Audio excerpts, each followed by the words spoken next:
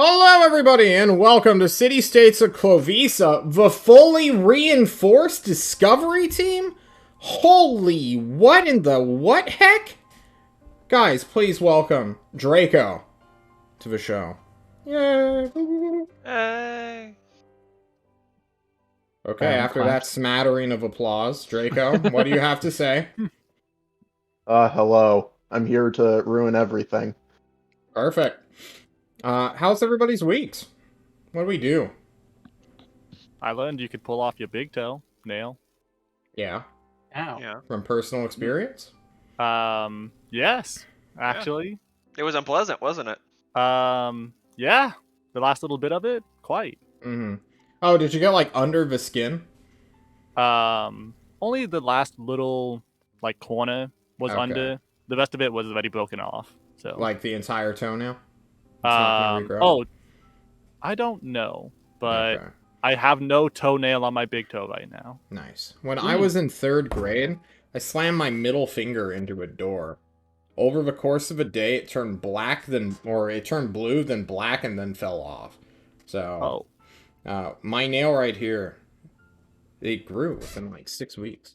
So hopefully, you still have some nail underneath the skin, which is where it's growing from, right? You'll see it. Is it bleeding still? Oh, it didn't bleed at all. Actually, it just Wow. like fell off. Well, Jeez. I ripped it off. But... I know the feeling. Damn. Once slipped in my old garage, fell really hard, toenail fell off. I Some guess I'll be weird shit. fine. Now that we're done talking about that gross stuff, who wants to go next? Gibby? Where have you been, mister? You missed curfew! Yeah, I got called to work at another store, which ended up being a super nightmare because no one knew how to do anything, and I was basically like a store manager, despite being basically my department. I was a department manager, despite having only a year's worth of experience, and it sucked. But I made an extra day's worth of pay, plus overtime, plus mileage, so maybe it'll be worth it. Maybe. It's not. It's not. It won't be, but you missed out on money's such money. great content. Eric, how are you? We're Gucci. Yeah. I haven't done anything of note this week. I just worked. Understood. Orion? Yeah, just spend a day by day. Nothing really going on. Damn. Yeah. Wow. Did you hear back? Didn't you have a job interview? Yeah, it didn't work out well. They said they weren't hiring because of the economic situation. Due to the fucking war in Ukraine? Yeah. A casual war? 10 a gallon. Yeah. Yeah, I don't know why that would affect anything. Neither would I. Well, that sucks to hear. But, Yeah. Do you need to live in my walls? You're invited to join Rumble Roar. Hi. I'll keep that into consideration. You already Well, know where he Draco, lives. we know what Don't you worry. did this weekend. You bought a headset, returned it, and then bought another headset. Yeah, because the microphone on the first one didn't work with this in computer. Good. I'm glad it didn't. Now you have an even better headset. Yeah, this one's wireless. Cool. Well then, without further ado, Runt, whose scalp we see, can you please give us a recap? Oh wow, he's chewing on swallow food that too. chicken. Yeah. Yeah. Swallow it. Wipe that mouth. Alright, Caught him at the perfect moment. let's see. What do I remember? I remember us starting in Tulst, not sure exactly what we wanted to do or how we wanted to do it, and we decided that we were going to try and get the Eternium Crystal from, what was his name, Syl? So we had a little bit of metagaming going on, both in the chat and in our session, which ultimately decided with us going to Thorazor to just go into not Thorazor, the Alakazam, the other one. Okay. Sorry, they're right next to each other, and I get them confused because of the start of the campaign. Alakazam with Moru, we talked about going to the maze, and we were finally going to do that to try and get the vestments of the flower guy. Moments before, the metagame steps in, and Syl says, you know what, fuck it, just give him the crystal, I don't care. Tell my lawyers I won't pay them. And so we get a message literally moments away from going into the gate. We go back to Tolst, we get the Eternium crystal. It's got a nice little shiny platinum ringed box that Yugu just chews on and gnaws on the entire session, almost ruining everything near the end, but we'll get back to that. The party spends all of their money traveling to the Forge of Alvin so we can try to find someone who could take us to Mokapuni, because, you know, we don't have the Judgment of Longing, and even if we did, I don't think they would be up for joyrides. So we go to the Forge of Alvin, and Yugu finds a weird small dog man, hermit, on the docks, and just decides to be friends with him, give him a hug. The weird dog man brings Yugu to this rock and says, if you want to go to Mokapuni, bring all your friends here and hug this rock. And they do that. And the rock turns out to be a giant turtle elemental thing that goes supersonic speed across the ocean. Basically, just the sounds of Supersonic playing in the background as all the airships fly past it, all the boats ride past it, making waves, making stories. We arrive at Mokapuni, and everything's fucking dead. Because, wow, wouldn't you know it, this place has been dying for, like, the past 50 or so years. 4. You know, 50 is kind of close to 4, but, you know, it has been dying, and it's sinking. And we decide to go to the giant volcano, because we're told by Dogman that is where the meteor crashed into Mokapuni and has been kind of causing all this bad stuff to happen. So, the party goes, they descend into the volcano, having a very silent Runt do most of the kind of the searching, having the only climb speed I think in the entire party. Goes around and makes sure that we can get there safely. We learn that it's very bad to stay in Mokapuni because it hurts to spend even a little bit of time there. Let's speed it up, man. Okay. There's a lot that happened, okay? I'm getting through it. Mokapuni hurts.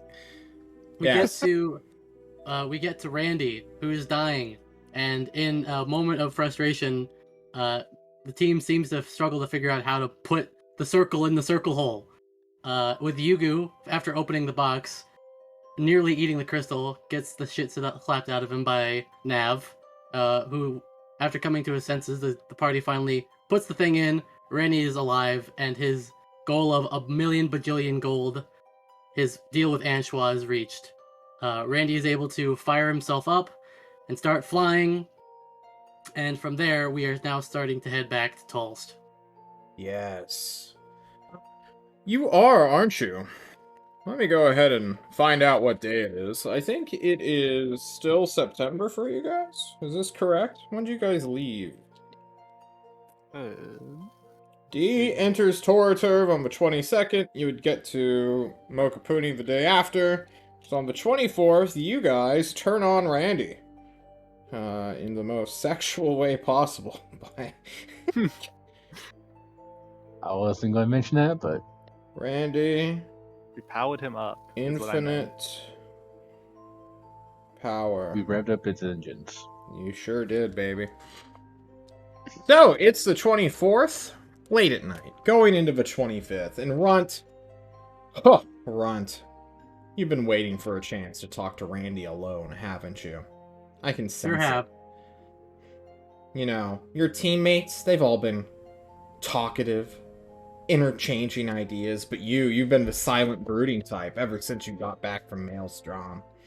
You're flying over the endless ocean as we speak, heading north by northwest? Yeah. Randy's on a coastal course right now, avoiding the continent, because of all the crazy shit he's heard. Now, well, not going there! So, Runt, the doors to this great operating area open.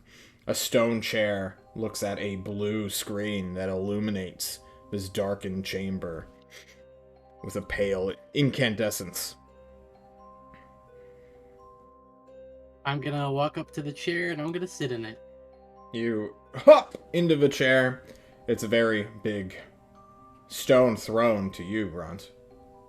This chair was not hobbit accessible, but you have a climb speed, so it doesn't matter how big it actually is. It makes me feel like a king, a Good. captain. Your legs kicking all the way out so that you can sit properly. You look up at the screen that blinks and shows a visual of the night outside. There are stars everywhere. The great big moon is directly staring down upon you, giving a double illumination through this screen. And you hear Randy's voice. Hello, Randy. Runt. I have some questions for you. I'm sure you do. Let's start off with something you're sure to know. Tell me about Anshua and what his interests were specifically in Mokapuni. He From wanted what to he told bring you. the elemental back. And which elemental was that? The primal elemental. Hmm. And what do you know about the primal elemental of Mokapuni? I have his Eternium crystal inside of me. Ah, so that's not happening anytime soon. What? Sorry, just talking to myself. You're more important to me than Mokapuni, is really all I'm getting at. Anyway, second question. This is less of an asking question and more of just like a general statement, but if we got the codes from Piddle's wet spot, would you be okay with not killing him? Or simply not, like, I'm not saying you don't... there could come a time where you could kill him, but standing down and not actively trying to kill him, if we got you your freedom. There would be no reason for me to crush his skull and fuse his brain with my... It cuts off. It reformulates its sentence. There would be no reason for me to kill him if you gave me the codes. An admittance that he has abandoned his duty. Alright, that's good to know. What do you know, if anything? I know your archives have been kind of scrubbed, but what do you know about gods or celestials or the foul ones? The screen blinks, comes back on after about 5 seconds. It is denoted by Hephaestus that they are cringe. Alright. Why? Well, that was going to be my lead up to my next question, which is, what do you know about the enemies of Hephaestus? A lot.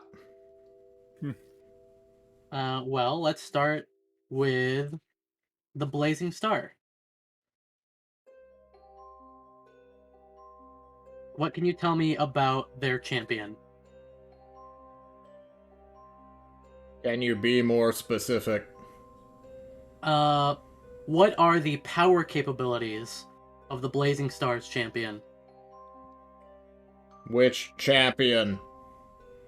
Can you list all of the champions? Because I currently only know of one. I believe their name is the Solaire? The Herald? I have no information on a herald. Okay. Which ones do you have information on, then? I am not permitted to tell you. Alright, what are you permitted to tell me about the enemies of Hephaestus in general? They are cringe. Okay, is there any way to get further access for you to tell me? Bring me Piddle's wet spot. Understood. Or Okay. be more specific. Gotcha. I will do both Oh. then. Run. I'm sure you have it somewhere. I did just find the herald's name, if you want it. Yeah, give it to me. Aquina, I think. Or Harquina? Takeda, maybe? Just type it in chat so that he can attempt it. Yeah, This is also... I don't think it was spelled for us, but how I spelt it. Harquina. That's close enough. There's an I instead of two E's, but Ah. it's fine. Alright then, Randy, what can you tell me about Tarquina? She was a paladin in service to Nanarian, the scion of the Blazing Star. Hmm.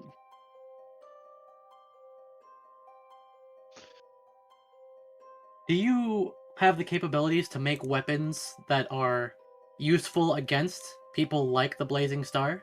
I am not permitted to tell you. Okay. Are you capable of crafting weapons, period? Yes. Okay. Are you capable of crafting weapons and armor of war that include more than just your basic long swords and shields and armor? I am not permitted to tell you. Okay. This would be a lot easier if I had Piddle's wet spots brain. I understand. I will come back to you once I have what you require. I'm basically testing to see what I can ask before we get to Tolst. I suppose what do you know about elementals in general? A lot. Not just... Okay. Does most of that require Piddle's wet spots codes? Not if you're clever. Alright. Vocal puzzles, everybody! You thought we were done with puzzles? Ha Alright, there are elementals around Destry. Do you know of them? No. Okay.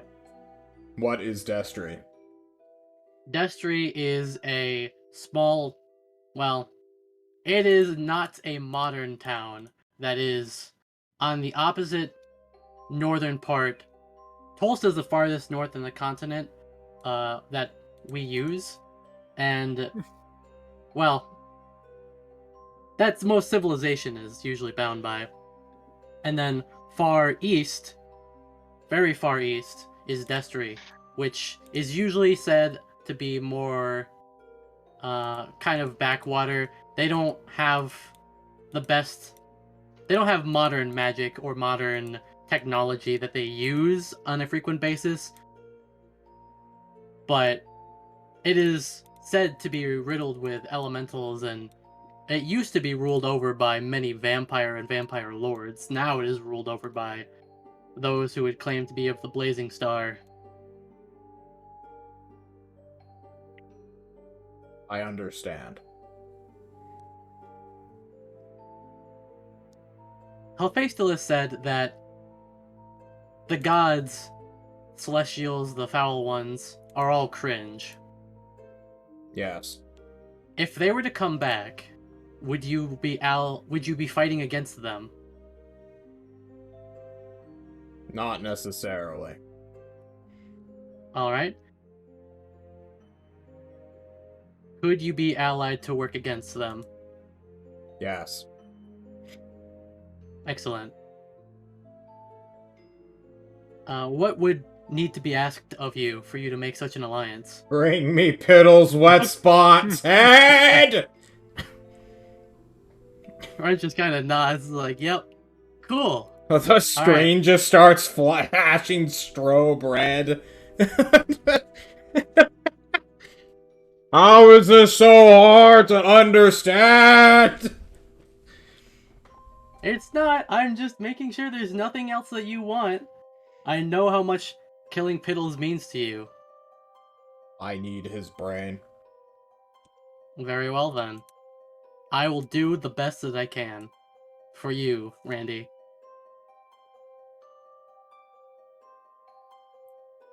Unless anyone has any other questions, I think I might be done until I get his codes. Because everything else I have is a lead up that only comes from having the correct authorization, so.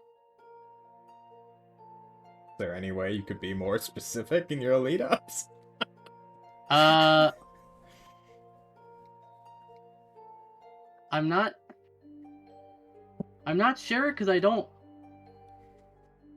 I'm trying to think of how to phrase it, but every time I think of how to phrase something, it's always it's either too general or too specific that he wouldn't know, because he was strapped on Mokapuni, and I don't know how much he knows about, like, the rest of the continent, because if he doesn't know about Destry, then, like, what else would he not know about, right? Yeah. I suppose It's a problem. you would know about the City of Blinding Lights, right, Randy? It's a No. pretty old. No? And that's saying something, Ron. Yeah, I know. That's why This I'm thing is asking, 'cause older than one of the oldest cities. To the point where the oldest city of the Confederation is something new to him. Yeah. Well, yeah, but... We gender our arcane intelligences here on Sean Dungeon Master, apparently. Joy was a female. Fuck it. Randy's a dude. Our boy, Randy. Randy, you're not the first arcane intelligence of Hephaestus that I've come across. There was another. I don't think it had a name, so we named it Neat. I doubt that name will mean anything significant to you. But it was something we found in a tower that had lots of electricity surrounding it and included a puzzle in which an individual would be marked as an enemy of Hephaestus. Do you know of this? No. Okay. I've already been told that there are or have been other structures similar to you, but do you know of other structures similar to towers, fortresses, alcoves that Hephaestus used around the continent?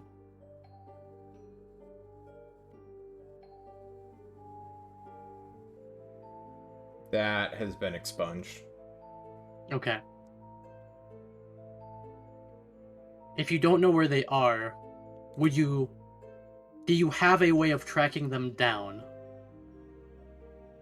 I told your friend Nav this was the case. Okay. But not if they are fully unpowered or lost to time. Right. That makes sense. Swallowed by the earth. Or sea.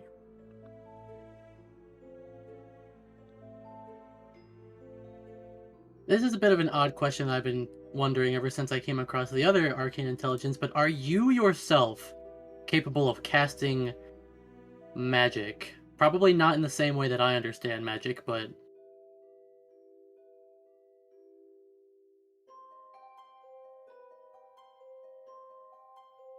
He throws up several screens to show you the outside world.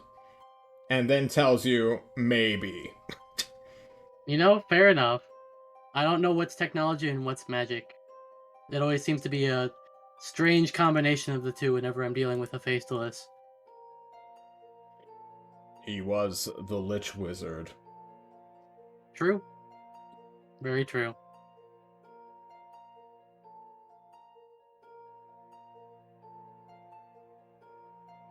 I don't have much else, guys. Does anyone else have anything that they are dying to know about? It looks like Vandy John's... a little bit. Yeah, about the Alvin Torby, my friend Nav. You spoke to them a little bit. He was cursed by one of them, I think. Told to go fight this first seal. Maybe you've heard of them. I'm gonna say you guys have grouped up by now. If we're asking the party about their, own opinions. You know, Okay. So I'm gonna move us to the 25th.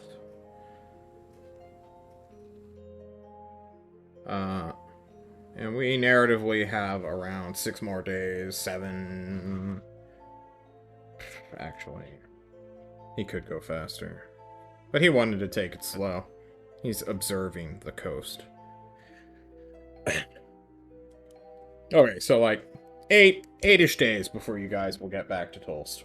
Or to the geo coordinates that you guys have sort of gave directions towards. North-ish. Follow the coast, go north. Which is what he's doing. So I'm kind of just gonna narratively assume these questions are gonna come between that time. Food's not an issue. You have plenty of space to rest. No enemies are going to be able to teleport themselves inside, hopefully. But, this place is, like, as big as a museum. So, you could get lost in here a little bit. I've got chalk. I'll just Draw right, lines. right, be like, this is the library. This is the cafeteria. Oof. The vending machines. Vending machines. Food maker. Mm. Randy, serve me up Maelstrom's finest. Sir, I don't know what Maelstrom is. Fuck. Just go to the vending machine, you dumb fuck. Get something for free. Mirth would ask if they have a training grounds on Randy. Or I was made to accommodate wizards.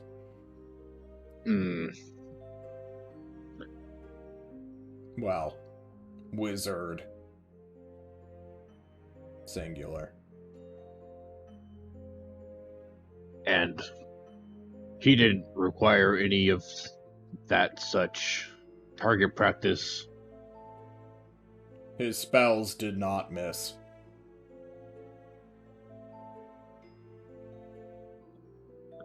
That makes sense.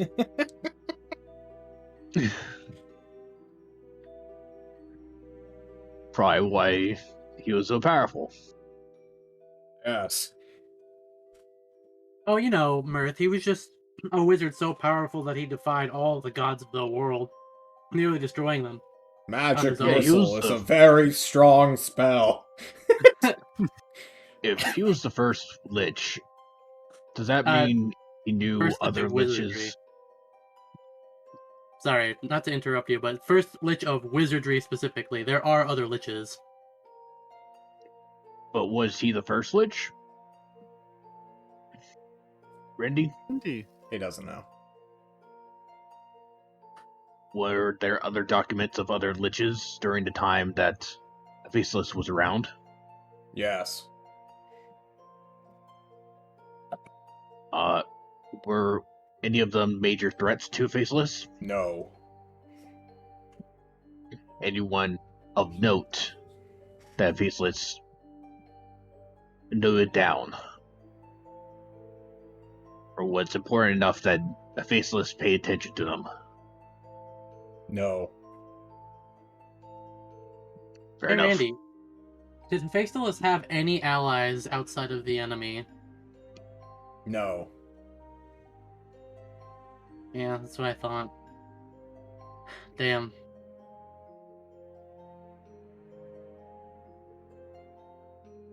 Is the Faceless the only enemy of the gods? No? Can you be more specific? Of the enemies that face the Faceless, the heralds of the gods and all such, were there any other enemies that could be allies against the gods and their heralds and their scions?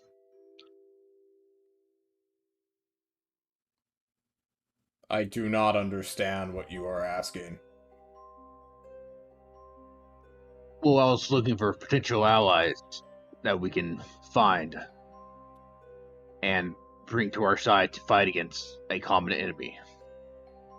I think, Mirth, it's more likely to sow discord amongst the gods and the devils and demons against each other rather than having them ally against us.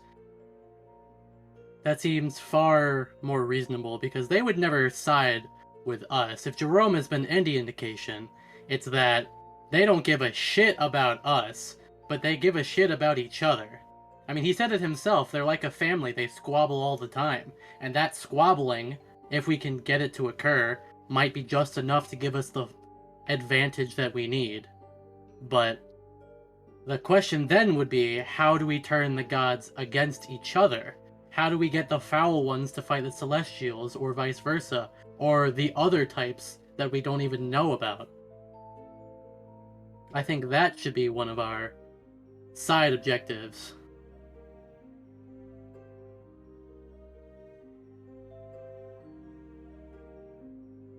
Are there any records of any items of the gods that may have been of note on this continent? Well, we know of one. Well, Faceless might have known more, or you don't the know the big continent flashing itself, but warning sign on the screen pops up that just tells you do not have access to this information. okay. And then, in that warning sign, there's just a decapitated head of a gnome. He's made a little JPEG for you guys to look at, rather than have him repeat himself. Well, at least there's a chance. Hey, Randy. Would you happen to know the name Grimir the Grave? Yes. Ooh. Okay. Would you happen to know of anything related to castle power? No. Okay. That was a bit of a stretch. I always forget which one it is. Is it... Someone in the party remind me, was it Urethil or Erethil that was the god? I always Erethil? forget. Erethil is the god main, I guess. I'll come back to that. I'll remember it later. Okay, cool. Uh, We only spent 46 episodes trying to find one of their resting places. I'd hope we figured it out by now. yeah. No, it's like, I wanted to learn more specific details about the god that was trying to bring the shadow, or that was fighting the shadow the first time, that we saw in the visions at the end when we finally beat Jerome, basically. I wanted to learn more about that from Randy. Peace and hope. Yeah. Do you know of capital P in peace and capital H hope from the Ulatheans? Yes. I thought I gave you a list of names, did I not? You may have given them a list of names. I do not know if that was shared with me. Let me It's in double Thursday check. chat. Okay. I must have missed that then. Some of those are misspelled. I apologize. I was translating them poorly. That's what it was. Isharith. That's the one I was thinking of. Yeah.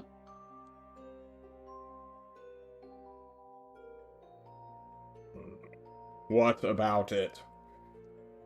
There was a relic of Isharith. A bow, specifically called the Gift of Urethil. Do you know anything about this item in particular? No. Okay. Are you aware of Ulathaean relics on the continent in general? Can you be more specific? Okay.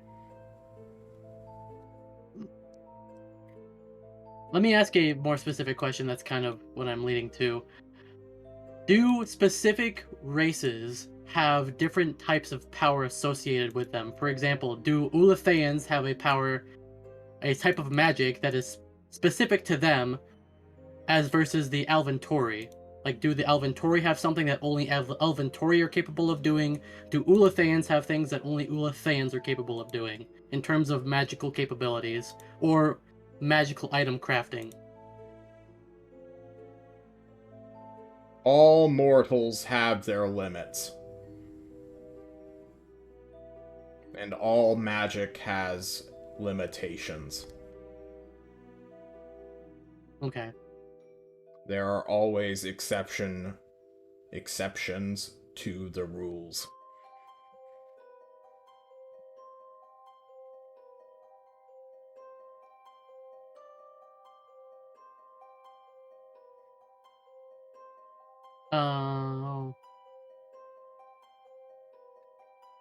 Was the first seal involved with the battle against Faceless? Or the war, as I should say.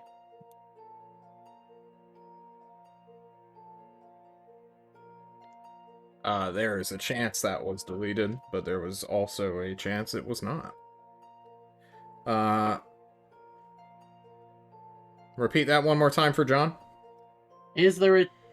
Was the first seal involved in the war against Faceless? Yes, Okay.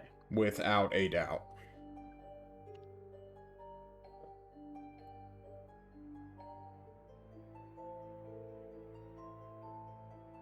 Is the first seal a mortal, or are they an immortal? Ooh.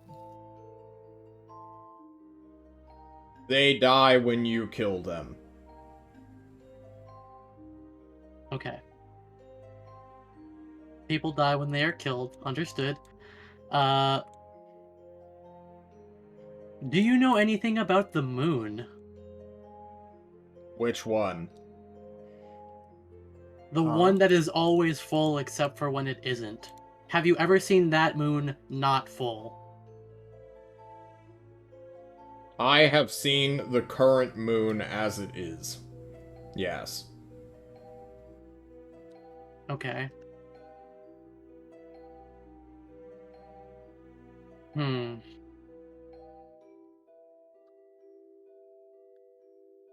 What about the last moon? It was Have destroyed. you not seen it? Do you know by who? No.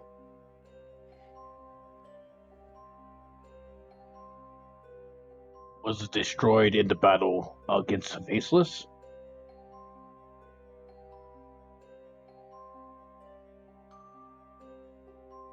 It is unclear.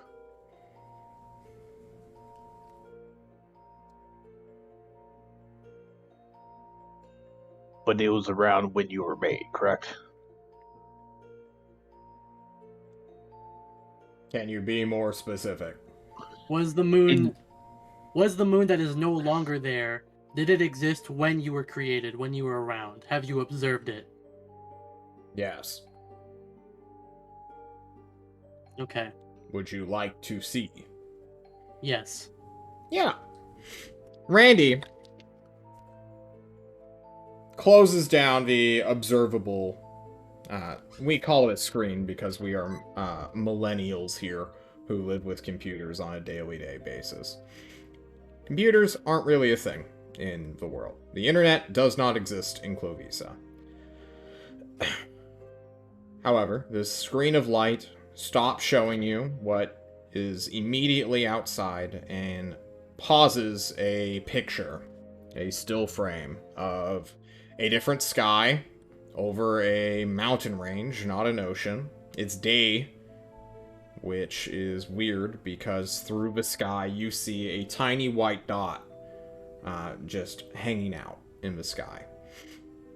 It is a crescent moon, Ooh. which is a strange thing. because innately you know that it is indeed a moon, despite the moon, for everyone to modern knowledge, always being full, except for the day that it's not. The moon that you know never is seen in the day, either. It comes out only during the night. Does it always look like that? No. Seen this moon before? You remember, right? Yeah? Nab as well, at the temple far north. It was very dark, but there was this weird cut moon outside somewhere. Looks like someone I- took a bite out of it. I do remember, but I don't remember how long ago that was. Or what temple specifically it was at. Maybe that was a peer into the past.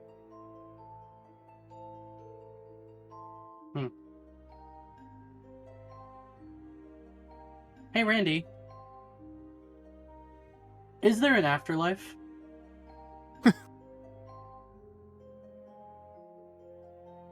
Can you be more specific?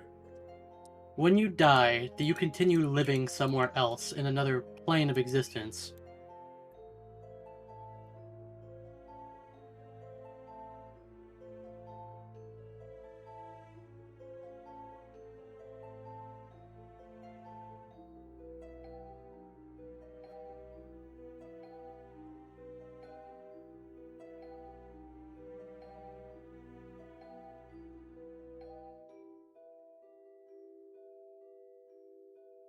How can I say this as a statement? Randy doesn't like asking questions because he's a know-it-all piece of shit.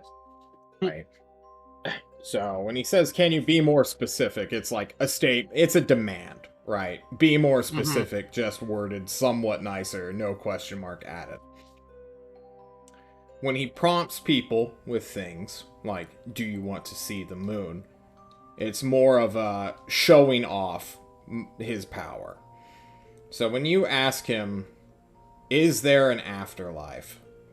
You're asking him like 4 separate questions, and you don't even realize it. So he needs to now coax you into doing it a better way outside of can you be more specific, because you are hitting on 4 separate topics unintentionally. Let me rephrase for you then. Do the gods have control? Let me step back. Do we have a soul?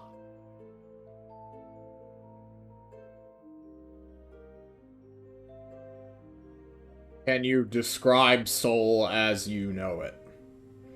A soul is our essence, our personality, our thoughts, feelings, and emotions. Basically, who we are as a person on an intangible level. Where our body is our tangible self, the soul would be basically our mind, who we are.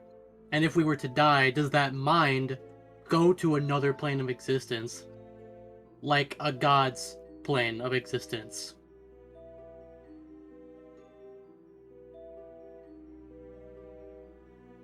Mortals are made of magic. Magic is complicated for mortals to understand.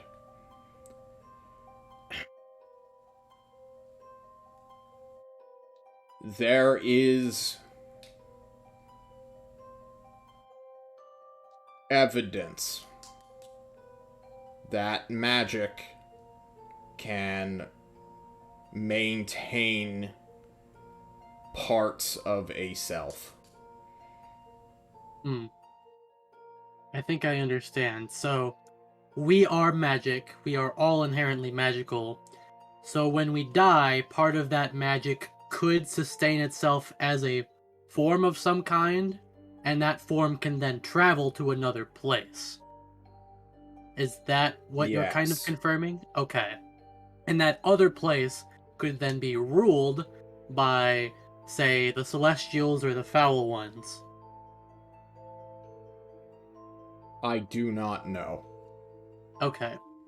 Have you ever seen or been to a different place of existing?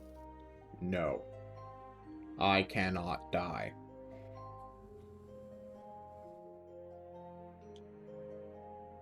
Is it possible, since we are magical, and someone like Hephaestus was immensely powerful, is it possible to channel that magic that comes from people into something else, like a spell?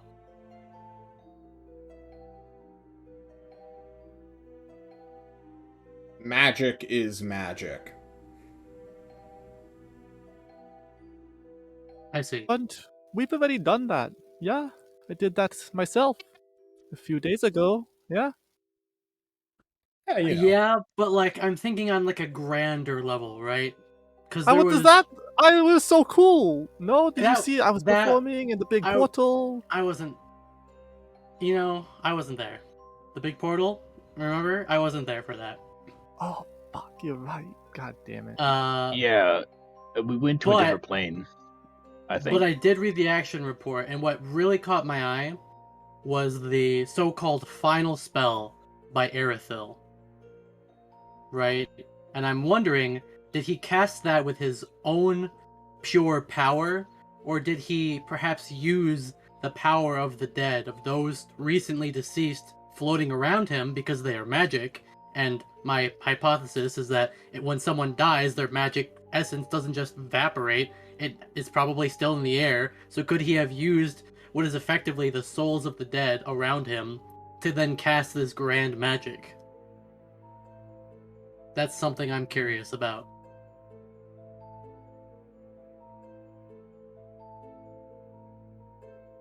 You ask Randy a follow-up question after that.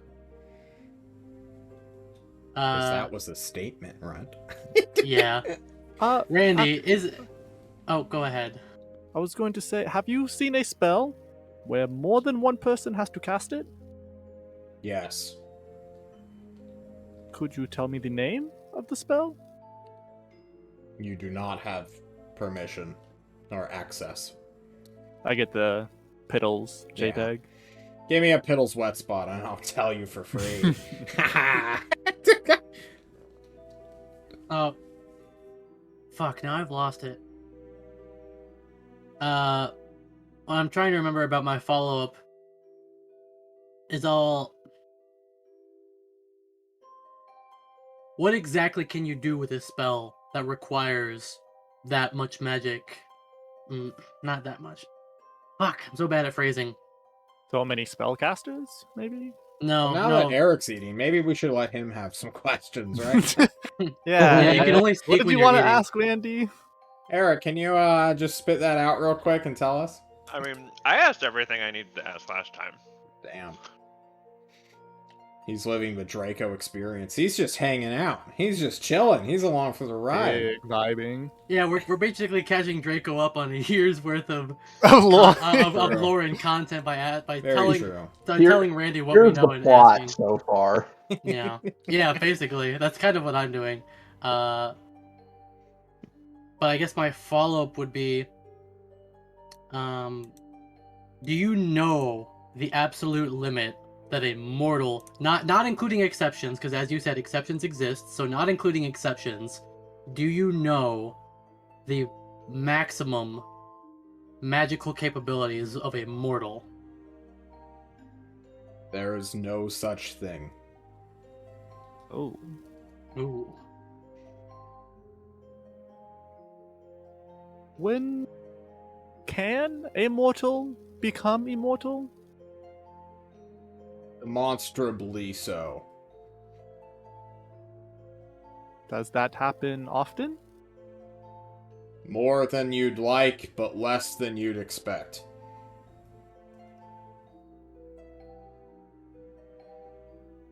Is it possible for someone to gain this monstrous amount of power without realizing it? Yes. Oh. Is it possible for someone to break the rules of this world without realizing it? Yes. Did Would he face controlling list? the oh, Go sorry. ahead. No, go ahead.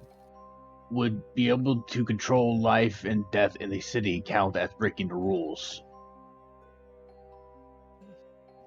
I do not understand. Uh, I know what you're going for, Mirth, and I'm trying to think of. Yeah. I'm interested in the same question. I assume this means do you fully understand the. Not fully. Do you understand on a fundamental level, we'll say, we'll say the rules of this world work, like how this world functions, how it kind of like the weather, magic. You are asking too many too much. questions. Okay. What are the rules? Can you tell all of them? Rule number 1. Oh fuck! 8 days How many will pass. How many Oh, rolls? Water particles ascend when evaporate. Oh There you shoot! go. That's thank you, Randy. Oh my goodness. Oh my He gosh! will explain to you Physics. basic physics, thermal heat, where lava comes from, until you tell him to fucking stop, I guess. Like, do you need a physics explanation from John? Rule No, I was hoping- 34. There is a lot of porn. Only If Randy you has think of it. there is porn of it. I have decahedrons filled with pornography. Would you like to see the masturbation chamber? No, we're good, No. Randy. Was that used by a faceless? No. He Then why thought does it someone exist? else might like it one day. But I thought no one else would never mind. Hey, Runt, you just picked up on something. Why are there Yeah. beds here if no one was supposed to live here? Why Yeah, are there Randy. rooms? Why are there vending machines that feed people as guests? Yeah, Randy. It was my understanding that Hephaestus wanted to destroy the world and everything in it. So why would there be plans for someone else to be here one day? As He you changed yourself. his mind at some point. Avant, don't you remember in the tower? He had. Kushim told us he had many friends. They were all in this, castle, I think it was. Hephaestus had other people around him for a long time. But Randy told us that he didn't have any allies. Friends, maybe, but Well, that still seems unlikely by the fact that even if he changed his mind about killing everyone, that must have been exceptionally close to the end. Like, he was almost successful. Think about it. He was almost successful in destroying the whole world, and if he changed his mind, how late in the game would that have to be? Who changed his mind? Yeah, Exactly. had Who friends. changed his mind? How? When? What was the purpose of his, was there some level of mortality that he was facing? I mean, he was probably the smartest person to have ever lived, who solved the grandiose majesty of the world pillar. How is it that a man like that, so close to ending everything, would change his mind? Oh, he fell in love. Obviously. What else causes anybody to do something so drastically stupid? Randy, could you confirm or deny that? I do not have access. You don't have access. That is what I said. Okay. Hephaestus wiped him, yeah? Like the rest of neat. We found it. It was completely Well, empty. that's the first time that he said he didn't have access. That means the information's there, but he can't access it.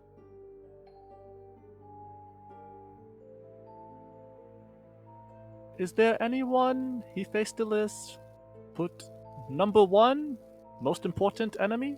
I do not have access. Hmm.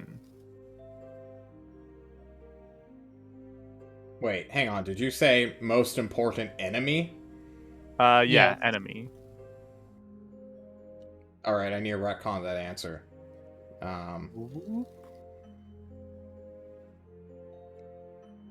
Because I need you to be more specific. Oh. I say something like, "Who was the greatest threat to Hephaestus?" No one. I'm gonna drop the voice now, so that we can kind of speed through this a little bit. Basically, there's 3 minutes left before we're doing a hard scene cutoff and moving the story Oh forward. no. no. How do I fucking phase this question? Well, No, just okay, 13 minutes since we truly started at 6:10, but I want us to get to Draco eventually. Yeah, we yeah. should. I'm sorry. There's just I've been waiting for something like this for like 40-something, 50-something sessions. Damn. Just think So- about Eric, man. He's been waiting for like 2.5 years. Since Mokopuni. Ugh. You're gonna have to wait and do this again. When we get Petaletsburg. Little Witchburg. What spot? He No, his name's misspoke! Wetsburg now. He's Wetsburg now. He renamed his entire character. It's Lawrence fine. I like McQueen. it. Hey Randy, are you capable of changing one magical item to a different magical item that is of a similar make and quality? Specifically, can you change one Ioun Stone to have a different Ioun Stone's power? No. Okay. Who was Hephaestus's first enemy listed that you know? Ishvatar. Okay. Hmm. Do you know why they were the first enemy?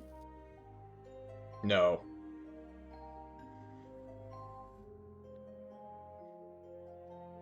Well, we know that Hephaestus wasn't the bad guy the entire time. Ishvatar was exceptionally cruel, from what Randy told us and what we've learned of him. So it's possible that Hephaestus was a decent enough person starting off and wanted to oppose this cruelty. That doesn't seem entirely out of place. Yeah, but eventually he would stop saying he is the enemy, right? Because Randy still remembers him as an enemy. Wait, from the action report, I thought when he interrupted the battle between two quote gods, one of them was Ishtar. I don't think Hephaestus was involved in that. Well, he threw the spear. They gave one of them the upper hand, and that's why he was cursed with immortality. Fucking Meager's just trying to rip himself out of Mirth's body. Just scream at you.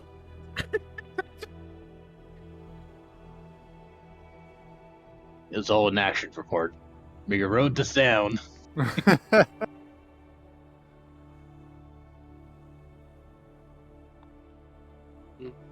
But the life and death of Hephaestus. Is when there he any was, yeah. enemies that have been removed? I don't understand. I guess I should say killed, but I feel like a lot of his enemies cannot be killed. Did he remove the a enemy from his list of enemies? No?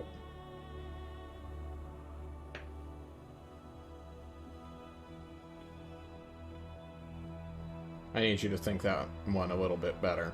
You're asking a literal archive. Did he remove anything from the archive? How would this guy know? Right? If you went to a library or a diary and ripped out a page. Are you missing this book? Maybe. I don't know. Oh, I might have had it. I might not. You want me to give me Oh. you a guess here? I can only speak what I know and have confirmed in my archive. Is something missing in my archive? Fuck me, right? Well, I was thinking Just that go to the maybe there was like masturbatorium. Get out of here. I thought there was like maybe the history of one sort of enemy that was changed from title. Like an access log? I don't know. Is it that's not a not an bad access idea. log like idea? I'm not a I thought- computer. I am made of magic. I'll fuck off then. Randy, You just go beat off in a room. Go Actually, to the fuck off. masturbatorium. You already find Nav there. Just puts his fucking crown on his head. Okay. Randy, Is that our dunce corner? I guess so. Your brain is too small, little monkey man. do you have physical copies of what you know? Or is it all just within you? I Are am you the- who I am. Are you the only source of knowledge within this structure? Yes. Okay. Uh,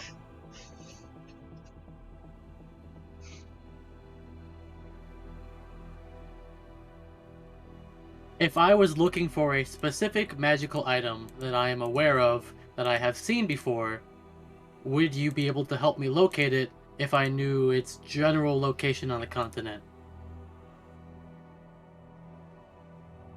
Do you not have a wizard with find object? I might not actually. I feel like the item that I'm searching for may be temporarily lost, unobtainable at the moment. It's a staff that used to belong to me. I am not omniscient. Yeah. I don't know the full extent of your capabilities and won't know them without the codes, but that's okay. Do you know, Randy, of any portals to different planes of existing? No.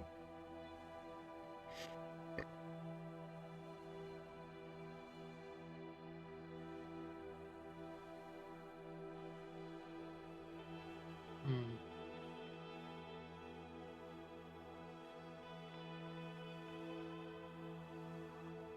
I think they were done. Okay. For now, Oh, yeah. am I right? Well, I know Nav is done. He's jerking off in the masturbatorium, as Tanner put it. Enjoying his freedom of private parts after being Just purged. 6 Knowledge. days. A very long session. He has a +1 to one of his hands, but -1 the other. Man. Yugo? Anything else? That's all I can think of. Well, moment. the big brains have concluded. In the think tank. It only took an hour. It only took an hour and 8 minutes. We're going to flash forward a few days when Alkazan comes on or like onto the imagery. And Randy stops moving. Holy. Randy, what's up? You guys run into the bridge. There's a little light on that's just glowing red. Like a warning. Not klaxon. That makes noise. Like a spinny light. Completely just originating from seemingly the walls rather than a light source. You all enter. And Randy declares to you all, I have been told to stop moving! In a very displeased baritone voice. Who told you that? I don't know.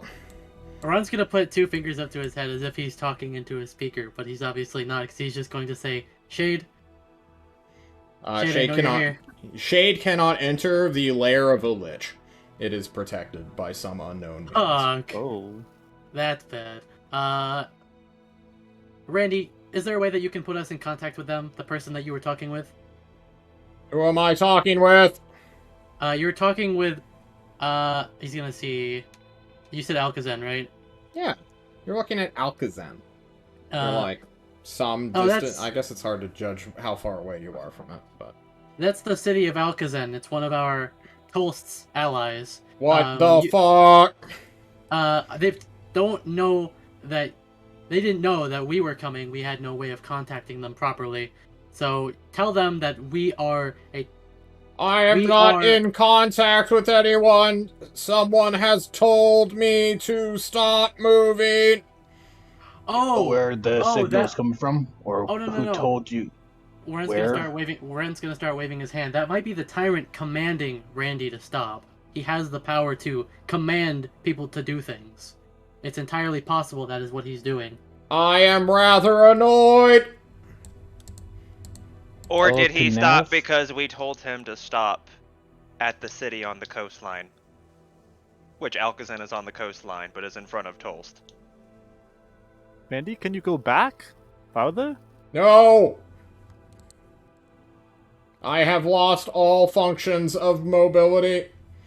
And after some confusion and you guys trying to get in touch with Shade, you see on the screen that immediately pops up, just sort of zooms down, collapsing over and over on I guess a weird-looking bird that is coming towards you guys. Oh god. Is that Jerome? Is it, black? Randy, do you know who that can't is? even make out. Well, it looks black solely due to the distance, right? Oh, yeah, it's just So, a dot, yeah. Yeah. It's like a Fire everything. resolution maximized fully at the smallest thing just to like make like 4 pixels move. Computer, enhance! Yeah. I have enhanced fully. It doesn't help the resolution. Damn it, he's right. We need more pixels. Colonel, I need more pixels. Activate defense systems. No. And remember, Mirth, if he dies, this may be the only life he's got where he can help us. As much as I would love to stab the shit out of him. I suppose we will wait to see what creature approaches. It will probably be something we Get can... to the entrance platform. The open door, or the door that you were led in here through initially, opens for the first time since you guys activated Randy. Okay, I'm gonna walk out. Yeah. Actually, do any of us know the feather falling or flying? Get out like and something- fight! Oh, okay. Seal the alliance, he mutters under, well, I guess he booms out loud as you guys quickly run away from the masturbatorium. Then it's the new stack room. Have a new Oh snack. god, Oh, no, it's God. not. Oh, Jesus no. fucking Christ. Wow. No. You all head out into the open air. You're like no, you're not 3 miles up. You're like 2 to 3 miles up right now. So like 10,000, 15,000 feet-ish. It's actually kind of hard to breathe, you realize. But then your energy shields automatically kick in as the wind begins to blow harder and harder against you, giving you a little bit... What? I will speak a word of power as I go out into the windiness. I will say, for the first time in a while, Lamau. Your boots are not equipped since they have been taken by the Ulathayans. I thought I had them. I thought you said I could keep them when I left. No, Oh, I'm sorry. I was deceived. It's true, but Shade pops into your eye, Ron. Oh. And he's like, oh, Ron! Ah! He just starts screaming over the wind. What the fuck are you doing here? I'm with the Discovery team. We got the fortress flying and we're trying to head to Tolst. Oh! Yeah, there's been a magic that's been keeping us from contacting you ever since we got inside. I see. You see, like There's- in your periphery, the fucking shade himself is just like holding on to like the floor as if he's like trapped in the frame of your eye, and he's just getting blown further and further like away. Shade, there's some sort of creature approaching us. It kind of looks like Jerome. No, it's Celeste. Oh, nice. She That's brought someone that I your. Finally, we found a replacement for Meager. Oh, cool. Did the tyrant command this flying ship to stop moving? Yes, and then he's gone. Okay. Just falling into the sky as Well- you like continue to like look around.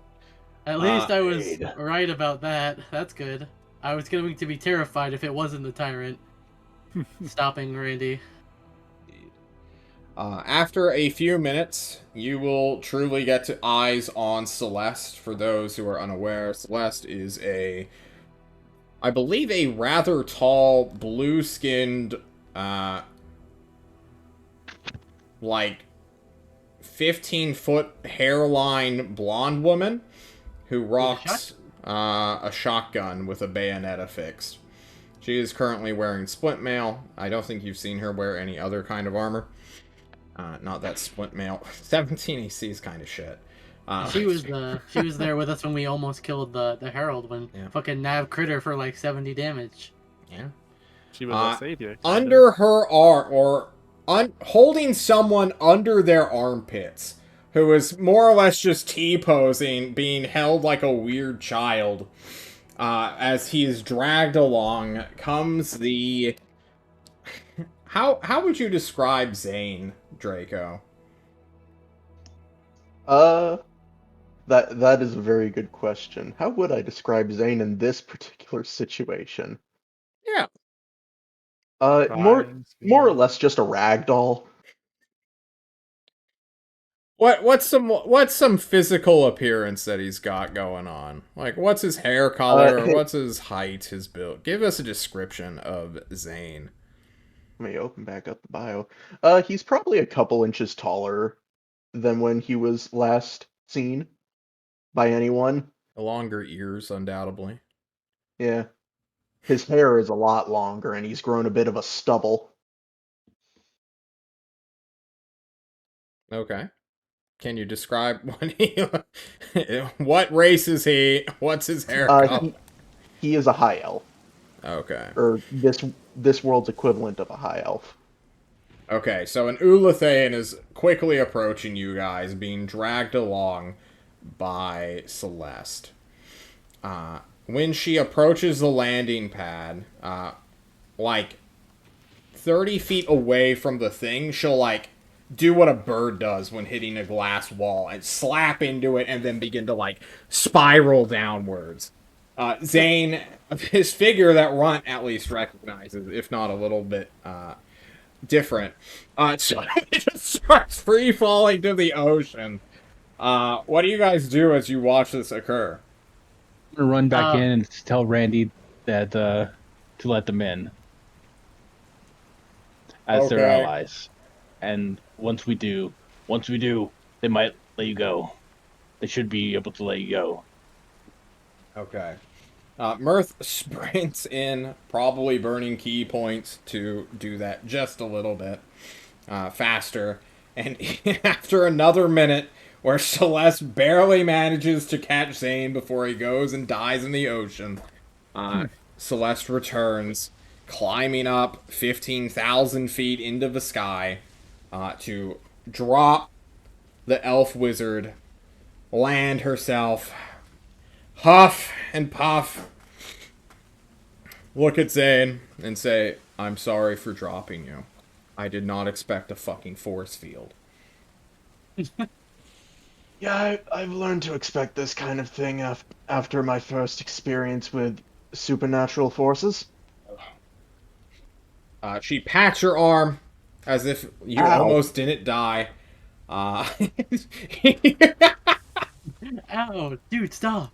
After I'm traveling gonna die. 50 miles by carried underneath your armpits. Oh god, that would suck shit. Oh, He's The chafing.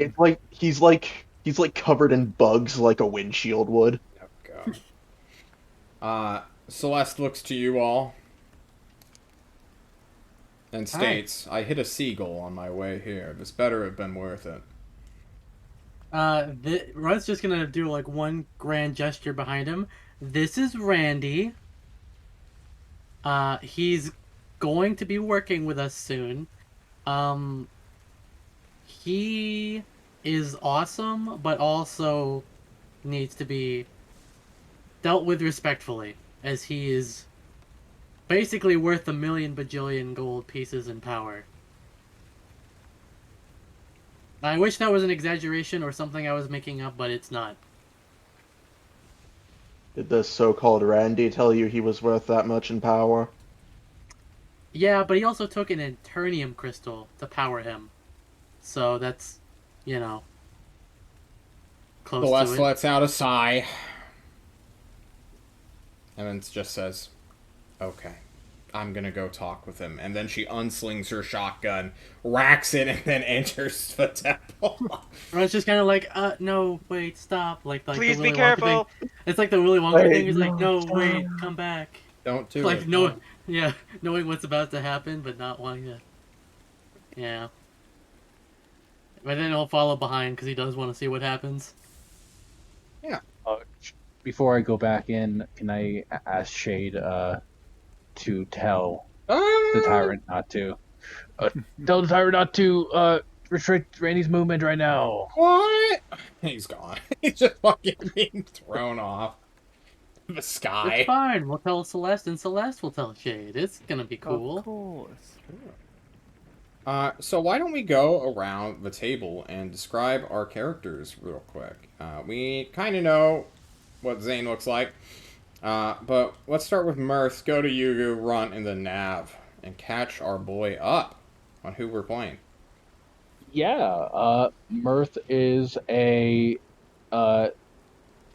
7'3" bald, uh, chocolate skinned humanoid with fur patching out of his clothing in weird places, with arms that reach down to past his knees in exaggerated motion. And he seems to have goggles of looking glasses that he wears, and he seems kind of not strong but fit. Okay. Mr. Yugu, please describe to me your bard. Yep. It is a dark, red-skinned, lizard person, where all my frills are tipped with black, and there's small black accents on some of my scales. I'm wearing aptly red robes covered me, as well as some tight-fitting black gloves. They look rather badass, I would think. I always carry around my lyre, the musical instrument, a small assortment, a dagger, a long sword, but they seem just strapped around my waist. Don't really look like they get drawn much. Okay. Runt. Zane remembers a very short, timid-looking, almost childlike halfling, a hobbit, who would wear lederhosen around his body. However, this new, improved version of him is draped in a set of studded leather armor that has various symbology of lightning bolts and storm clouds. It has two studded, kind of like buttons at the side with a short cape on its back and a color of royal purple. And you see that on his hip he has several different holsters which carry daggers, as well as a long sword that is holstered as well sheathed at his side that has a fine leather pommel, and his hair, which was once curly and slick, is now spiky, as if constantly in a state of being electrified.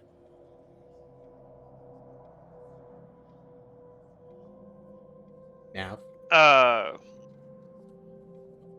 Nav is a really mild looking, excuse me. Really looking. A really looking, yeah. Good looking. A got two relatively eyes. mild looking, humanoid, palish blue skin. In his armor, you probably can't see his tattoos. Close cropped. Just like black hair. 6'1", 6'2", like 170 pounds. well, you all look at Zane, this half-elven, I think green-haired, was it? Brown hair. Brown-haired elf creature. This Ulathaean. Runt. You recognize him for being Zane, the guy you met in Maelstrom oh so long ago, who Yeah. you went with to Tolst, but seemed he got sidelined and put into the reserves during his spying mission, and was kind of forgotten about. And here he is now. And here I thought they would left you at Maelstrom. Runt kind of walks up to Zane, looking up to him. Just kind of hands on hips, like, you look, different. And then he pokes a finger at Zane's belly and zaps him a little bit. That's new.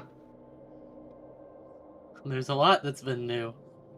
Yes, I figured, given I've been locked in a room for months. Well, that sucks. Well, Yeah. welcome to my team. Or I You suppose, I two- guess, our team. Yeah, you know each other? Old friends? Something of the sort? He's from Maelstrom. That's really all you have to know. Ah. Zane Arkosha, former citizen of Alkazen, and now a citizen of Maelstrom at your service. And soon to be task member, or I suppose already task member of Toll. Welcome Hello to there. the no longer Discovery team. We are now simply the team. Alright then. Well, hopefully my divination magic will still be of help regardless. Oh yeah, I forgot you were all about that. You know, we had Yeah. another divination wizard. Yeah, are y'all Uh, just like candy? Like, do people just give y'all out, or what's the situation? What's going on here? I do not know. Speaking of which, I need to roll my portent dice for the week. Please do. GM rolled them to me. Hold on. I know we're in the middle of introductions, but like, yes, please. man, give I've me a got to moment. fuck over feet. I haven't I have rolled to my fuck over 2 fate dice right now. yet. Oh, My dice. My special dice. my brand. with introductions had, you all will begin to re-enter the room, where you can find, not threatening Randy directly, but like right next to the cup holder where the Eternium crystal was, where she's just kind of muzzle strafing him with her shotgun, like his entire console. And they are in like a heated, well, you know, as heated as you can get at a computer. So yeah, very heated argument. As Celeste is like, give me the defense codes! He's like, give me Piddle's wet spot! Runt's just gonna sigh and say, Celeste, can I talk to you, please? What? Runt! Away from Randy, please. And he's just gonna motion her over. She lets out frustration as she comes to you and asks, what? So, Randy here has already promised us everything that I'm sure that you've asked of him. The only issue is that we have to get the code. There's two different ways we can go about this. Either we get the codes from Piddle's Wet Spot, who is the only person who has them, or we kill Piddle's Wet Spot, which I don't think the Tyrant would like very much. Piddle's Wet Spot is 20 to 30,000 miles away at the moment. We cannot message them. With Shade? He's not fucking omnipotent, dude. What? There's no one He's with not. the sending spell? We don't have any clerics on hand? If sending was all powerful, everyone would use it all of the time. Fair enough. I don't know the limit of that spell, so I just figured. Alright, well, the he's monk- trapped here, then. We can't let an unknown aerial object just enter our capital city during a time of war. So, Okay. Well, Then why can did we- Piddles leave? I thought he was being kept safe Wait. in Tulst. we sent him to fucking New Eulathil to literally steal their technology and magic. He starts grinning a little bit. Oh. Look, we don't have many wizards, okay? If the Ulathayans are gonna do some shady shit, we want what little wizards we have with detect thoughts going to see who's a bad actor and who's on board with us taking control of your country. Okay? Piddles volunteered. It was a good time to test Ashley, if you even know that person's name, and her scrying limitations. Okay. Uh, Could we chase no. after Piddles? Then Randy kind of goes anywhere. Wait. He kinda Unless we- you we have don't- a way of instantaneously transporting 30,000 miles away. No. We have to wait until the Judgment of Longing gets back, which will be fucking, like, late October. Wait. There might be one person. I don't know if he can, but he might. Is it possible that Jerome could do it? He told us he can only materialize near to where he died last. We don't know the range of that, but he also told us now that his boss, which we assume is a god, knows that he has switched teams or changed objectives if he dies. Well, it's the same problem. He's not omnipotent. It's Yeah. 30,000 miles is a lot of distance. Well, I figured because he was immortal, he might have the chance of having some sort of teleportation, but Look, if Brian, that's not the I want to case- blow his head off with a shotgun too, okay? We could do it together. When the time is I need right. a friendly reminder. Jerome is the name of Chicken Man, correct? Oh, yeah, Yeah. Sane, I forgot to tell you. Remember that guy who almost killed you?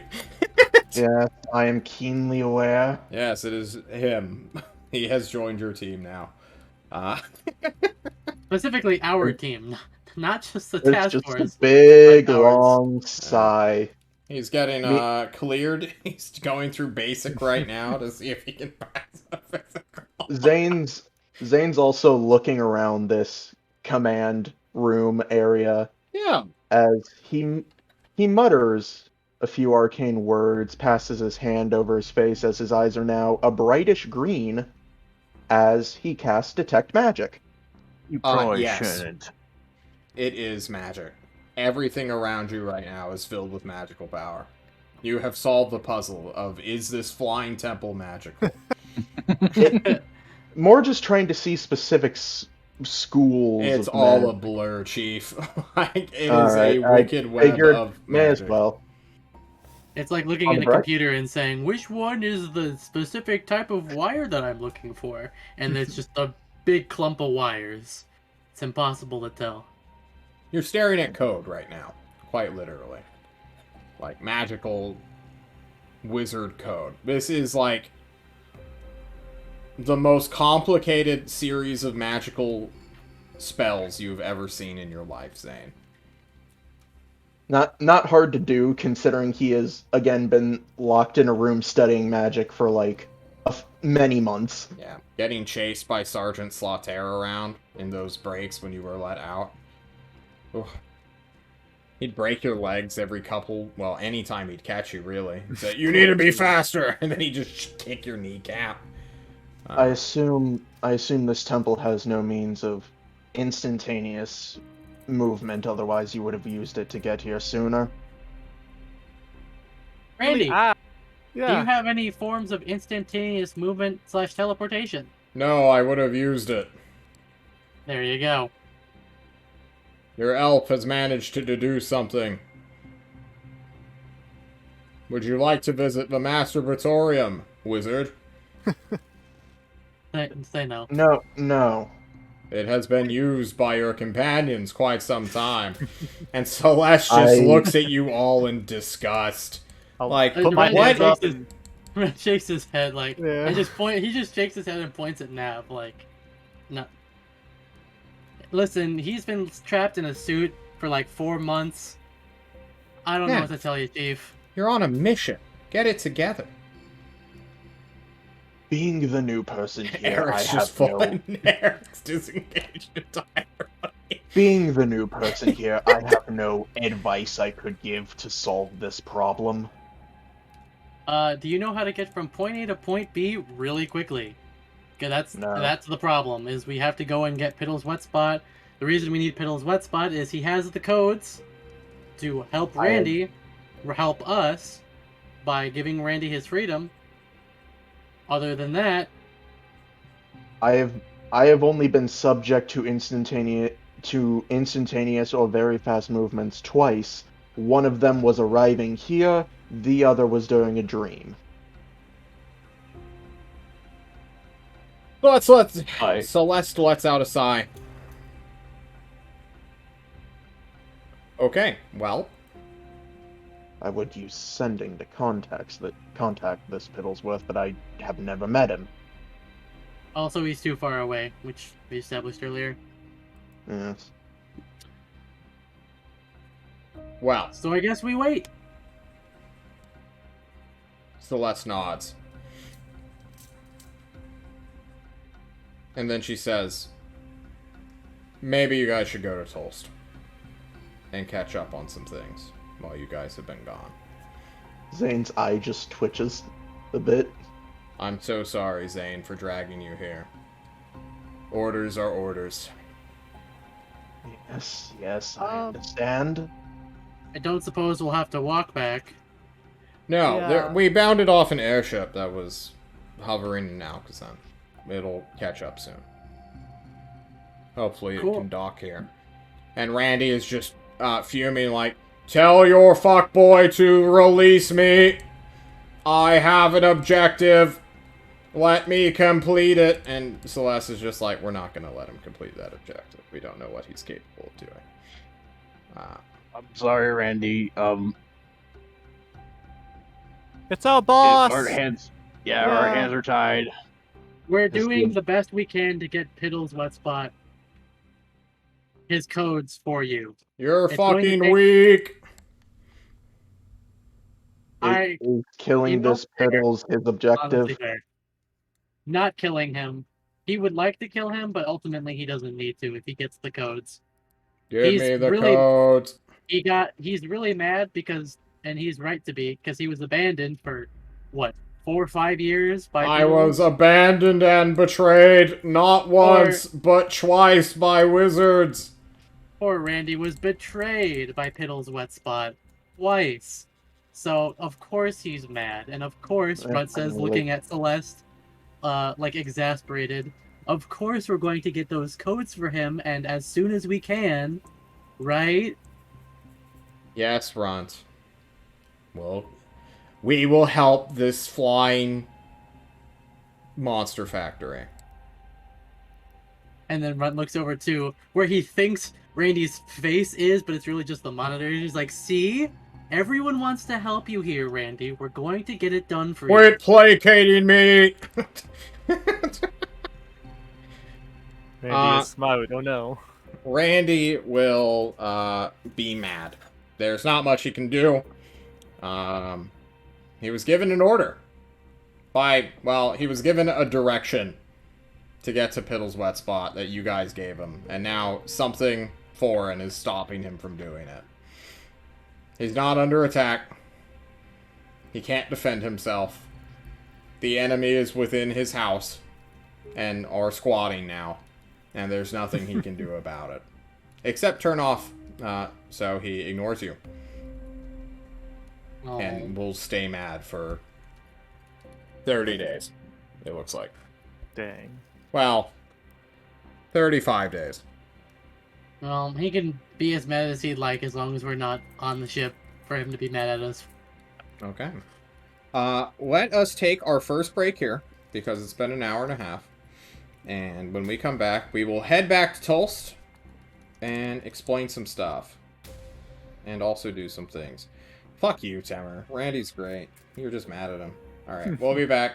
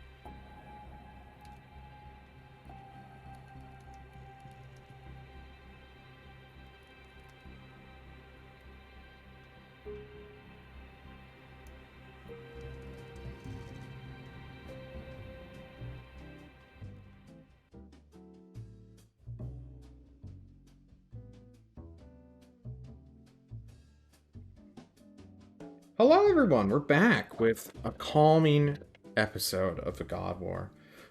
You guys will be flown on the Xenos Betrayal back to Tulst. It seems the Xenos Betrayal, initially the raid team's destroyer / interceptor thing that they managed to swipe, is now Celeste's ship that she more or less just takes for convenience and then flies wherever she needs to go. Who knows when that switch happened? It must have happened before Destry, but the raid team's not here to complain about it, so who cares? Really, who cares? Where are the raid team? Literally, who is that? Celeste will stay behind, because she doesn't need to explain herself, so she's not. But she will stay behind, keep an eye on things to make sure no wandering angelic things from Destry try to steal Randy's control room. More people will also kind of get off just to, like, inspect this magical temple that you guys have brought outside of Alkazin's airspace, which is about a 50-mile radius around the city. And you guys can fly back to Tulst. Now, forgive me for forgetting, but who asked to, like, see Hephaestus? One of you did. Last session. Does anyone remember Couldn't have been me. Yeah, it I wasn't. feel like it was me. I was asking a lot of vague questions about Hephaestus in general. Hoping to see what stuck. Yeah. I only know this because I wrote down I gave a character description in my notes. So someone asked, like, hey, do you have a recording of him? I'm fairly certain when I watched the VOD it was Yugu. I think it was, because now I'm remembering John saying, like, man, he had some sick robes or something. Yeah, because they matched his scales. Yeah. Because they were He black was, and yeah, red. red and Okay. black. He was drippy. He was a drippy wizard. I don't like that. The drippy tippy. Well, Nav, you haven't been talking to voice your complaints, so fuck you. Drippy wizard is the new trend, okay? That's the slang we're going with. Drippy wizard. Yo, walking Mr. down 8. the street. Drippy wizard in the masturbatorium. Oh, God. Oh, fuck. This is so There's more than fucking one meaning to stupid.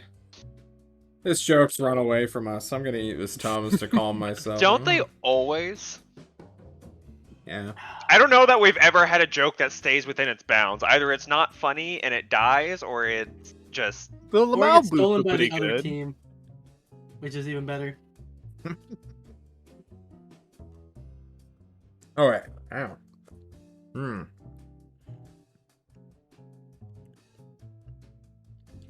You guys will get back to Tulst on the 26th, which we talked about natural gas reserves because you guys had to pay arms and legs to get to the Torah turf.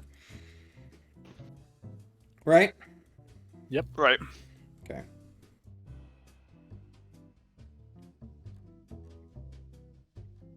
That means everyone is aware of the natural gas reserves since we went full circle. You guys get back to the Tyrant's Court. Jerome's running amok. The Tyrant is somewhat holding court, not nearly as long as he used to, which would be like the entire day from like 8 a.m. all the way to like 6 p.m. Just mellowed out. This is beautiful. Look at Gibby dance, guys. This was the most chill we've ever been. We have Sure. no objectives outside of just waiting. No right now. objectives, you're just chilling. And then you guys, like, enter the courtroom. Where the Tyrant is holding court.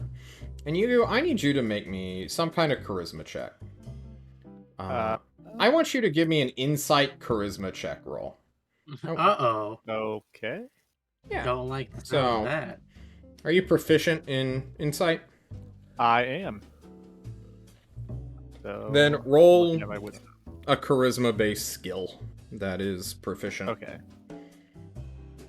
Because I it's need the to same do- number. So if it's persuasion, just roll persuasion. I'm Or gonna are you... fuck.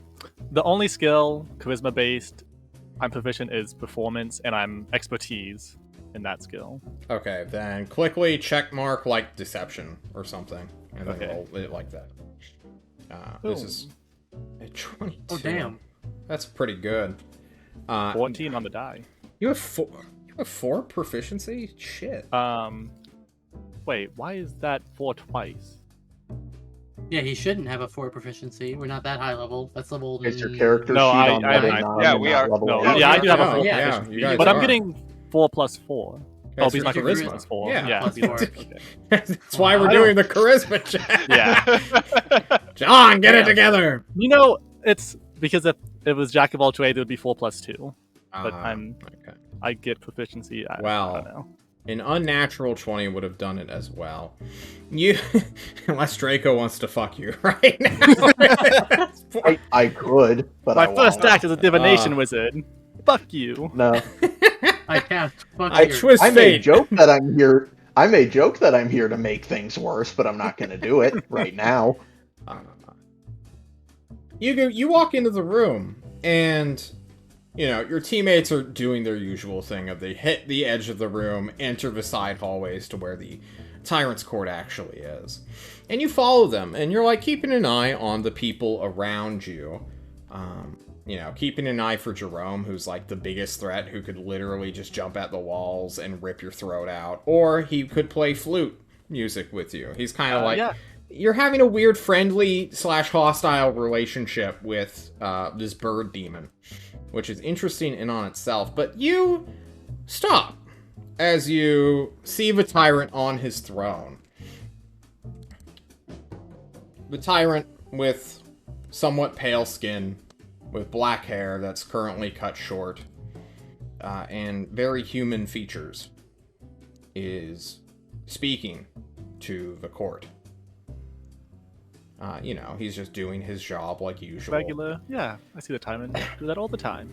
And you cannot help but feel the resemblance that you saw in the image that Randy showed you. Can I use my performance of creation to make a little, like, tiny replica of the image? Like, hold it next to my face and hold it next to the No. tyrant? You will never be able to photorealistically pull a memory out and produce it. I don't Aw. believe that's how memories work. I You have need photographic keen memory, mind for John. that. But John. Well, that's something you should have Keen discussed. Do you have keen mind? Do you No, dumb I fuck? don't. Okay. Damn you, brain. But you could make red robes. Just very tiny, like, Yeah, I'll do toy that. cloak. Something. I don't want to make a full cloak and be like, oh, Tywin, stand Can next you to put here. this on real fast? Let me interrupt your meeting that you're having with business moguls. Something that would fit in my hand, and I could hold it up Yeah. next to Tywin to like that. You make like a doll's outfit of like a red robe, and you just like stop for a minute. Mirth will catch this for sure, what you're doing, but as we all know, the Discovery team has no passive perception, so the others will just keep on going. And mine is 14. No, it doesn't matter. 14's Yeah, I not. figured. You've got a debuff by being in this team. Yeah. Yeah, if your Yeah. passive perception Reduce that isn't by at 5. least 16, you're just doesn't matter. Mirth, Hey, you I'm- see I'm Yugu 17. like holding toy like doll clothing in his hands, trying to line it up with the tyrant's body. Are you okay? He looks. You know Hephaestus? He looks. You see, he looks just like him. No, like, come, look at this little. Here, hold this. Oh. Well, I'm trying to. Line that See. up with Tyrant, and you see his like the body structure. Something about him. He looked like Hephaestus. Yeah. Mirth, give me a fucking charisma-based insight check. Yep. I'm also proficient with it. Then click persuasion or deception or something, so that we can see the roll. 19. Wait. How do you have a +3/+1? Are you level 7? No, I'm level 8. Proficiency is +4 when they reach level 9. Yeah, But Oh, three when they Yugu's reach- 9. Okay. Yeah, me. Yeah, Yeah. Yugu and Yeah. Nav are 9. I Everyone else forgot is 8. entirely. You know, Like, I yeah. honestly think I hit 9 because I randomly got XP from John for like something absolutely random. It was just like add XP, and I'm like, yep, okay, I will. Thank you. good. That Well, is it was the the proper Faceless response. Tower. Yeah. Yeah. A faceless And look, you tower leveled was up it. because of it. Mirth, you can see it in like the racist way. Like, okay, yeah, he's like a human genotype, and he's got like black hair. Okay, bro, like what the fuck, man? There's a resemblance, but like of a species / racial line, not so much a like whatever Yugu's trying to go for here. Yeah. Okay, buddy. I pat him on the shoulder. Give back the Okay, little good. outfit. You know, I wonder why is that? Maybe he is like related somehow. You think? A little insistent, but sure.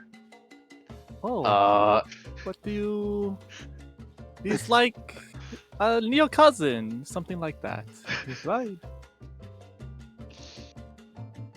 All humans are related to each other, right? Do we? That brings up a good question, though. Do we know what race a Faceless was? Like, I say race because everyone's a demi-human, but like, Yeah. Hey, Well, archetype. Hephaestus was not a demi-human. Hephaestus was a human. Oh. Gotcha. Yeah. You get led astray by Mirth back onto the path where your team is going. Undoubtedly, like Mirth will try to enlighten you. How does Mirth go about enlightening him about not the non-Ugarestian position, as it's known? Well, just because everyone is human or humanoid doesn't mean they all look the same. And you may have those beliefs, but it might not be sensitive towards people. And you need to kind of like readjust your mind focus. I don't know why you have those views, but What may the be fuck something is that this you guy need to look talking into. about? What the fuck?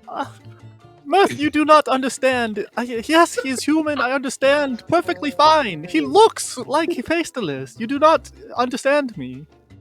Can I hear them arguing? Or am I I think gone? everyone kind of hears him arguing as you Okay, guys cool. go to the snack room where you just sort of naturally start heading towards. About. Okay, because if they're Zane, just, you're like, what the standing there, fuck? yeah, if they're just like standing there arguing like out loud to the point where like people start turning around and like, what are they talking? No, I would have definitely like walked back and grabbed both of their hands and started leading them towards the snack room. Like, all right, guys, come on, we can talk about this later. Oh Come no, on. Run! This is perfect. Here, No, no, take no, this no, no, little no, red. shh, shh, shh, shh, shh, shh, shh, shh, shh. Come on, let's go. We can talk about it inside. Yeah. The boss man is busy. You drag them to the snack room deep within the territory of the Tyrant. Or the Tyrant's Court, as it's known. Zane, you've been to the snack room at least once or twice. This is the room that has replenishing fruit. It has benches, it has tables, it has special desks for the officers / leaders of the city to sit at and then question whoever sits at some benches. There's spectating chairs. I have a map of it. We're not going to talk about the crab that is enslaved with a cannon pointed at it to play the piano, which is currently giving us this jolly beat right now. You, instead, take your seat and can discuss things for a moment. John wants to somewhat steer this conversation on a meta level of what the fuck are we doing, but also... That's what I want to know.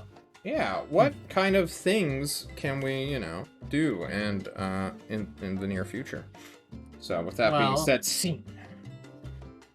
I'm gonna, once we get in the snack room, I'm gonna let go of Yugu and Mirth's hands and go, okay, what the fuck is this about Yugu being racist? Yugu, You do not understand. Okay, look, hold on to this tiny little red robes. It is a shame Tyrant is not here anymore. I But have I an swear- imagination. Yeah. Okay, yeah. Imagine Tyrant wearing those robes. Those are Hephaestus's robes, yeah? They look Who the hell almost is Hephaestus? cunningly the same. Oh, he is lich wizard, real asshole, made me murder my family. Like, you do not want to mess with this guy.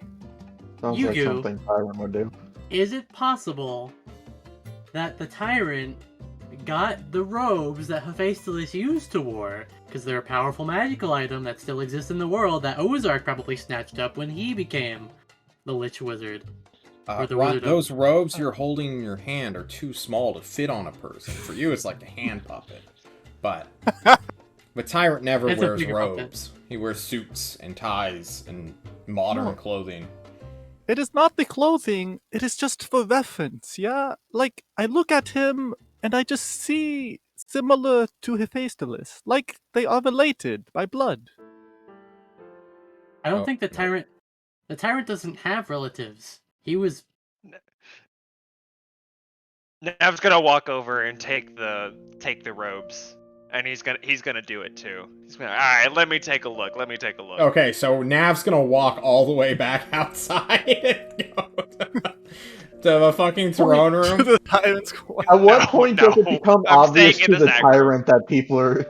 At what point does it become obvious to the tyrant that people are just holding up a piece of paper in his general direction? You guys have left. You're well Yeah. away from him right now. So Nav's just like looking at clothing. Just little doll clothing right now. No, but I'm doing what Runt did, and I'm imagining Tyrant being right there and being like, Yeah. Reminds you of Hephaestus, right? Am I the only one? I saw it is just so uncanny.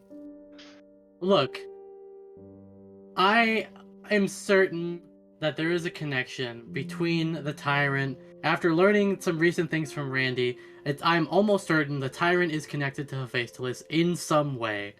But the way that you're describing it makes it sound like the tyrant is basically just a clone or a sibling of Hephaestus, which I don't know how possible that is.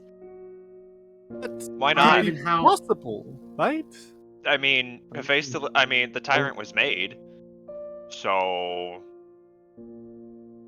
who's to say There he is a wasn't made spell with that some part makes of the Tyrant? clones. Or the Hephaestus? Do what, Mr. Zane? I said there is a spell that makes clones. It's not entirely out of the realm of possibility. I mean, there's Just saying. if you're thinking of simulacrums, we deal with those on a daily basis. I'm sure you've seen them. No, not. Yeah, there's one above you right now. Spider Ozark. Spider Oh, no. Ozark's Ozark. clinging to the ceiling, What the fuck? doing the full Get outta exorcist here. neck twixt. I'm No! gonna, I'm gonna take like a small pebble or a piece of flint, or not flint, a piece of lint out of my pocket. I'm gonna cast light on it, and I'm gonna like throw it at him, being like, "Yeah, get out of here, yeah." You throw a piece of lint. That has light cast on it, so it's like a little, Build a glowing piece of orb lint. to him. It's not gonna reach the ceiling. Have you thrown lint before, G? I need to dig around in your belly button for a second. Ugh. Like it's in its like pocket. It's like pocket lint. Is it it might be- pocket I'm lint or saying- belly it- lint? it Because might those be- have very it's- different Well, densities. it's pocket. It's from its pocket. It might have been like an old napkin that he just partially put in his. He ripped off a piece of napkin, wiped his face down, and put the rest in his pocket. for Grab later, a and he forgot about pencil it. off a desk. All right. Oh, it's just something that is. I just need throwable. something super soft and non-aerodynamic to reach the ceiling. You want a piece of paper? Look, Let's get here, it. You have a plenty- knife. I'm Like, not- I don't want to throw a knife at Ozark. who cares I don't- about 1d4 plus 4 damage, Ron? It's not about how much damage it does. It's about the message. Okay. You throw a pencil at Spider Ozark, who scurries all along the wall, and says, "He'll never hit me. I'm too fast. I've been chasing Jerome for days." Like, go chase him. I Be am. gone. What? And you guys start to look around the room. Can everyone give me a perception check, please? Oh joy, time to roll horribly. As Oh I've my been god, doing all Mirth these- sees him. He has Yep, there it eyes. is. Mirth, you realize the Mm. floor that you are standing on is rather dark. It is seemingly made out of some kind of black fibrous feathers. And you see Jerome blending in with the floor, as if he has cut himself a hole that he can fit in within the floor itself. You are I'll lean standing down, on grab him, Jerome. and I'm going to lean down, grab him, and I'm just going to spin around and toss him at Ozark. Alright, give me a strength check to yeet Jerome, who is becoming a door. Oh, He escapes your Jerome? grasp far too quickly. Wait, John, I have a question. Yeah. If there was any kind of contest between the two, There's could I not, have no. port and rolled Jerome? Damn. Jerome I would would still have beat port and him. rolled Jerome. Jerome has plus 12 to any kind of escape. Oh, in that case, yeah, no, you definitely will have lost. Yeah, there's no way. But, My Murph, lowest you port roll start to, wouldn't have like, changed wrestle with Jerome, and he, like, gets onto your back, and, like, wraps his legs around your waist, and, like, arms around your armpits to get you in this weird hold. He's not hurting you, you have full mobility, but he's just clinging to your back. You have to protect me, champion! The Ozark Aw. simulacrum is killing me! That's cute, Mirth. You got a little backpack, and I'm gonna tug on one of fucking No, stop it! his feathers. Yeah, they're linked into the poncho. But you can pull at it. Sir Ozark, I don't think we're supposed to kill him, or else We're just he will having go at fun. the other side. Is it murder or him being overreactive? Is it murder or a group of crows? Ravens. This is What why are you I doing? like him. He starts massaging the back of your neck, Mirth. Oh, What are you doing, Jerome? With his Like, nailed here. fingers. Like, why are you in here specifically? Because nobody checks the floor. They just walk in like they own the place. It's a perfect I hiding mean, spot. you could be in any floor. Why are you in this room specifically in the floor? I like feeling like I'm part of the process. You know? I just want to belong. Is that why you betray everyone? Because you Maybe. feel like you belong with a different group? What if You're in a everyone different betrays me? Have you ever Then you considered can- that, Runt? Then everyone else would be called the betrayers, not They you. are! He starts crying. Runt rolls his eyes. He doesn't Yeah, have alright. tears, but he'll cry and make Well, weird noises. okay, Run.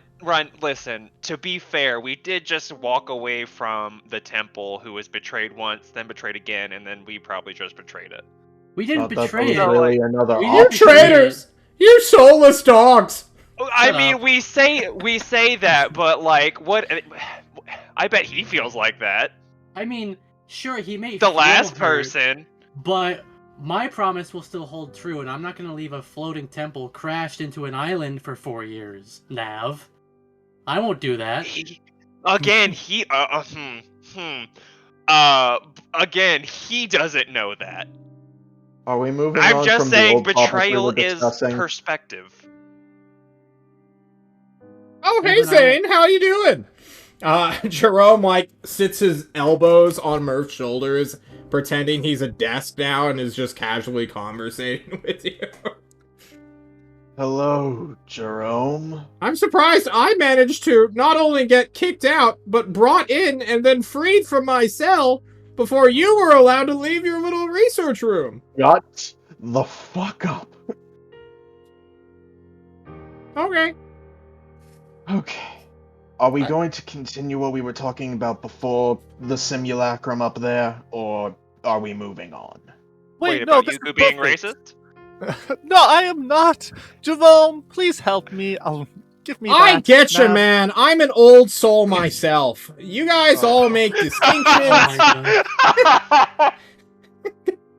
Please, just agree with me. Imagine Tyrant wearing this cool red robes. I'm sure you recognize them. It looks like he faced a list, right? What? Okay, I give up. Yugu I'm seems to racist. think that Hephaestus and Tyrant are related by blood. Ozark asks, why do you think that? Because I they don't- look the same. Because Yugu's a racist. He did have that halberd, right? Or the pike? Of Maybe that's got to racist- him. The lizard, Yeah. specifically deals damage to lizard folk. Spear Specific or lizards, fork. not lizard folk. John, would Zane know anything about a spell that would be less like Simulacrum, where you can have multiples of a... I'm referring to the clone spell, by the way. Would Zane You know anything clearly about know what the clone spell? clone spell is. Yeah. Eighth spells are confirmed to exist.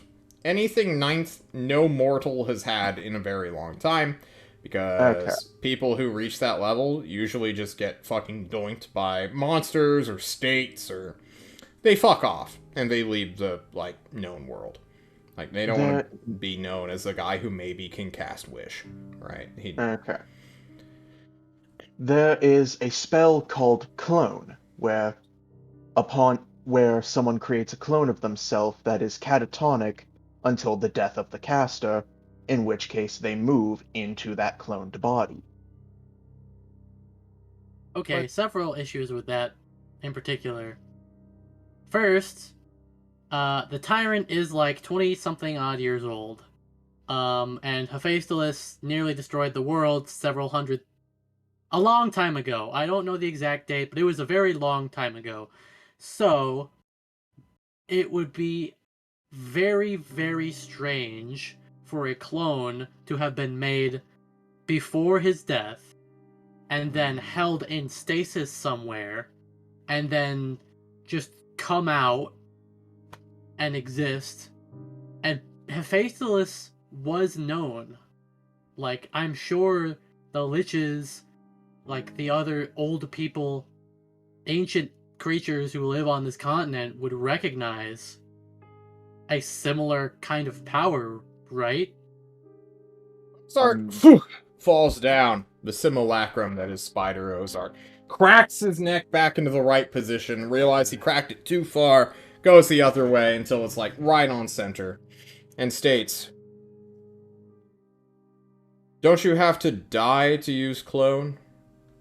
And then, like, the clone takes over for you when you die.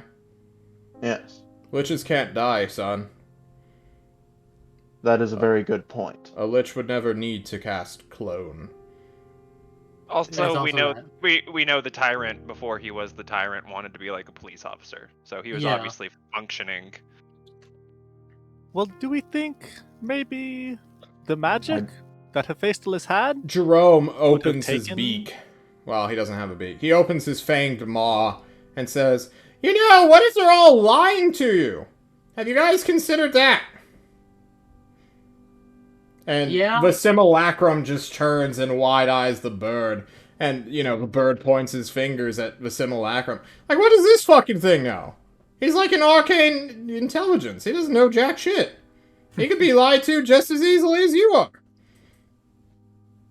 Regardless, my point was there are spells that in theory could lend credence to what Mr. Yuga was saying.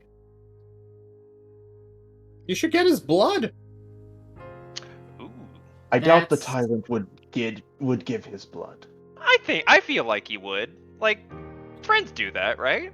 The simulacrum Well- will say, "He is not a spell component. What's wrong with you?" I-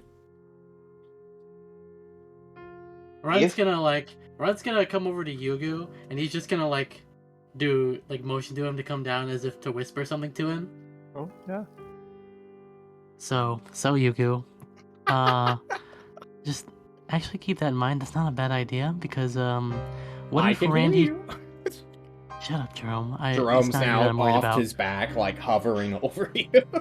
So Yugu, Fuck off. I thought we were if we friends. do want to confirm this, what if Randy had that blood sample? Because remember, the Ozark doesn't want to tell anything about the tyrant, about knowing who he truly is or why the gods are targeting him. So Randy might be able to tell us it's something if we keep it behind his back. This is a really good idea. You should get a blood sample. I'm gonna And so pull if out. we tell the tyrant, and the tyrant knows hey, this might be something related to Hephaestus and the World Pillar. He may be more inclined to give us a small sample. And then he just kind of backs off with like a My I think everyone like just watched that interact. Jerome interacted with it. Fucking Nav, when Runt vacates, Nav is gonna take his place and he's gonna crouch down to Yugu's level and be like, more people. For what it's Secrets. Jerome, shut up. I For just what wanna it's be worth. included. For what it's worth, I think you're right. I see the similarities. I don't I'm think just you're gonna racist. give you a hug. I know they don't believe me. Nav's from Big Stinky. They're all racist there anyway.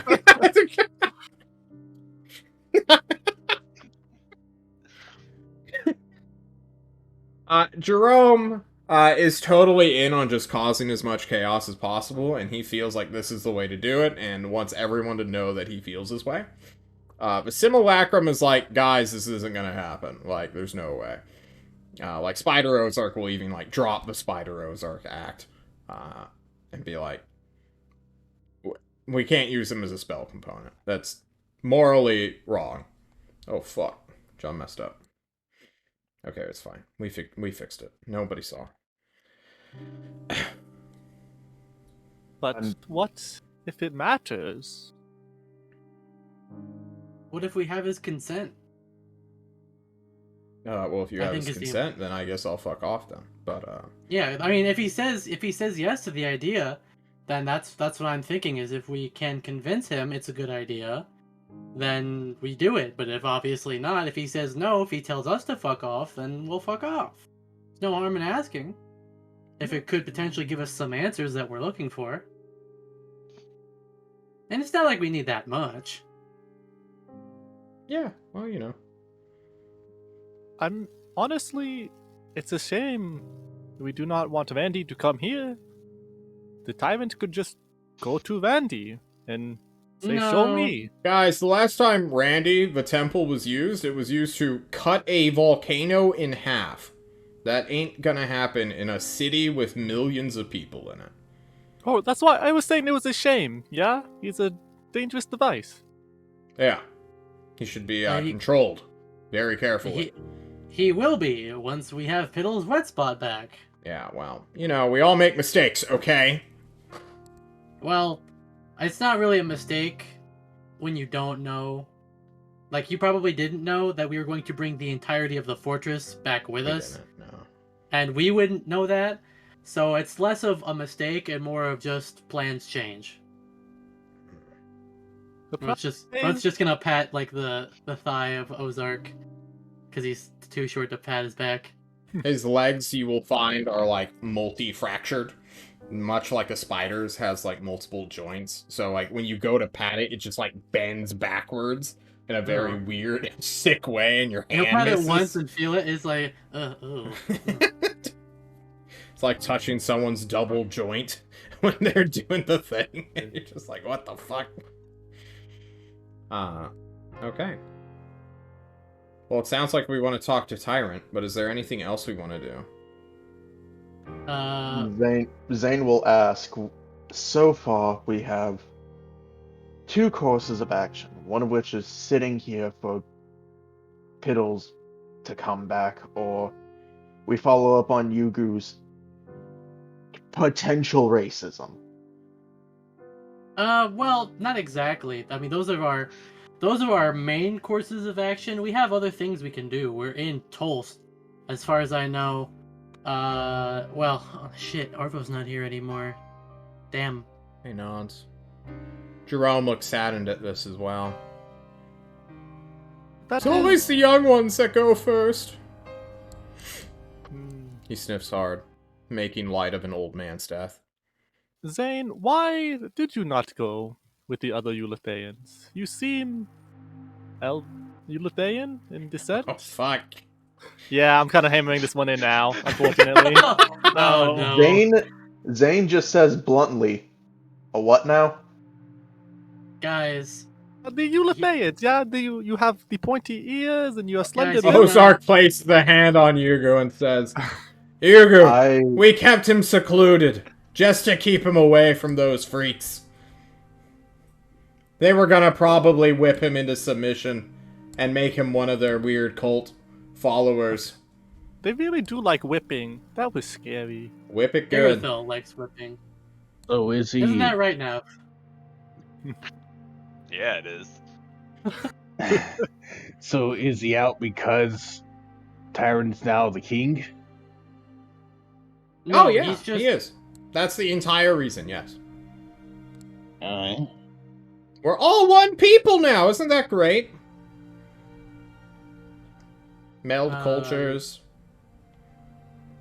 sure. What's reverse colonialism? Where you go to like a technologically superior country and take it over. Okay, Mister, I want to burn down civilization. What do you mean? Oh, this is Ozark talking. Oh, I thought that was Jerome. No, Jerome doesn't care. He's like, fuck it. Yeah. Sorry, when you stop doing the funny voices, I can't tell who's who. Exactly. That's when the funny voice will never stop. For Jerome! This is the Jerome voice! Yeah. Yes! But who is in Tulsa that we can talk to? Because you mentioned meta-wise that there are people we should interact with. Who are those people?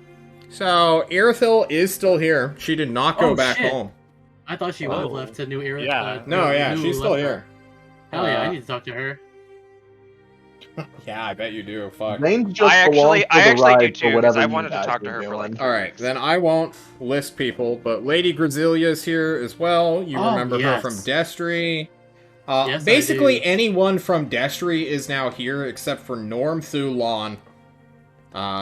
His friend. Basically, all the younger hunters that you've seen in passing are with just Mezzo right now. And finally, when someone probes, like, hey, where's the fucking bodyguard? Isn't she missing? It Yeah. turns out she's with them as well, going to save Just Mezzo's Oh. sister from Jerome's estate of scares, his tower of terror, his residence of evil, something like that. Yeah, why didn't you just hand her over to us? Oh, you asked Jerome this? Yeah. Oh, well, okay, so you know how you guys have plans and then sometimes they fall through? All the time. Yeah, it was like that.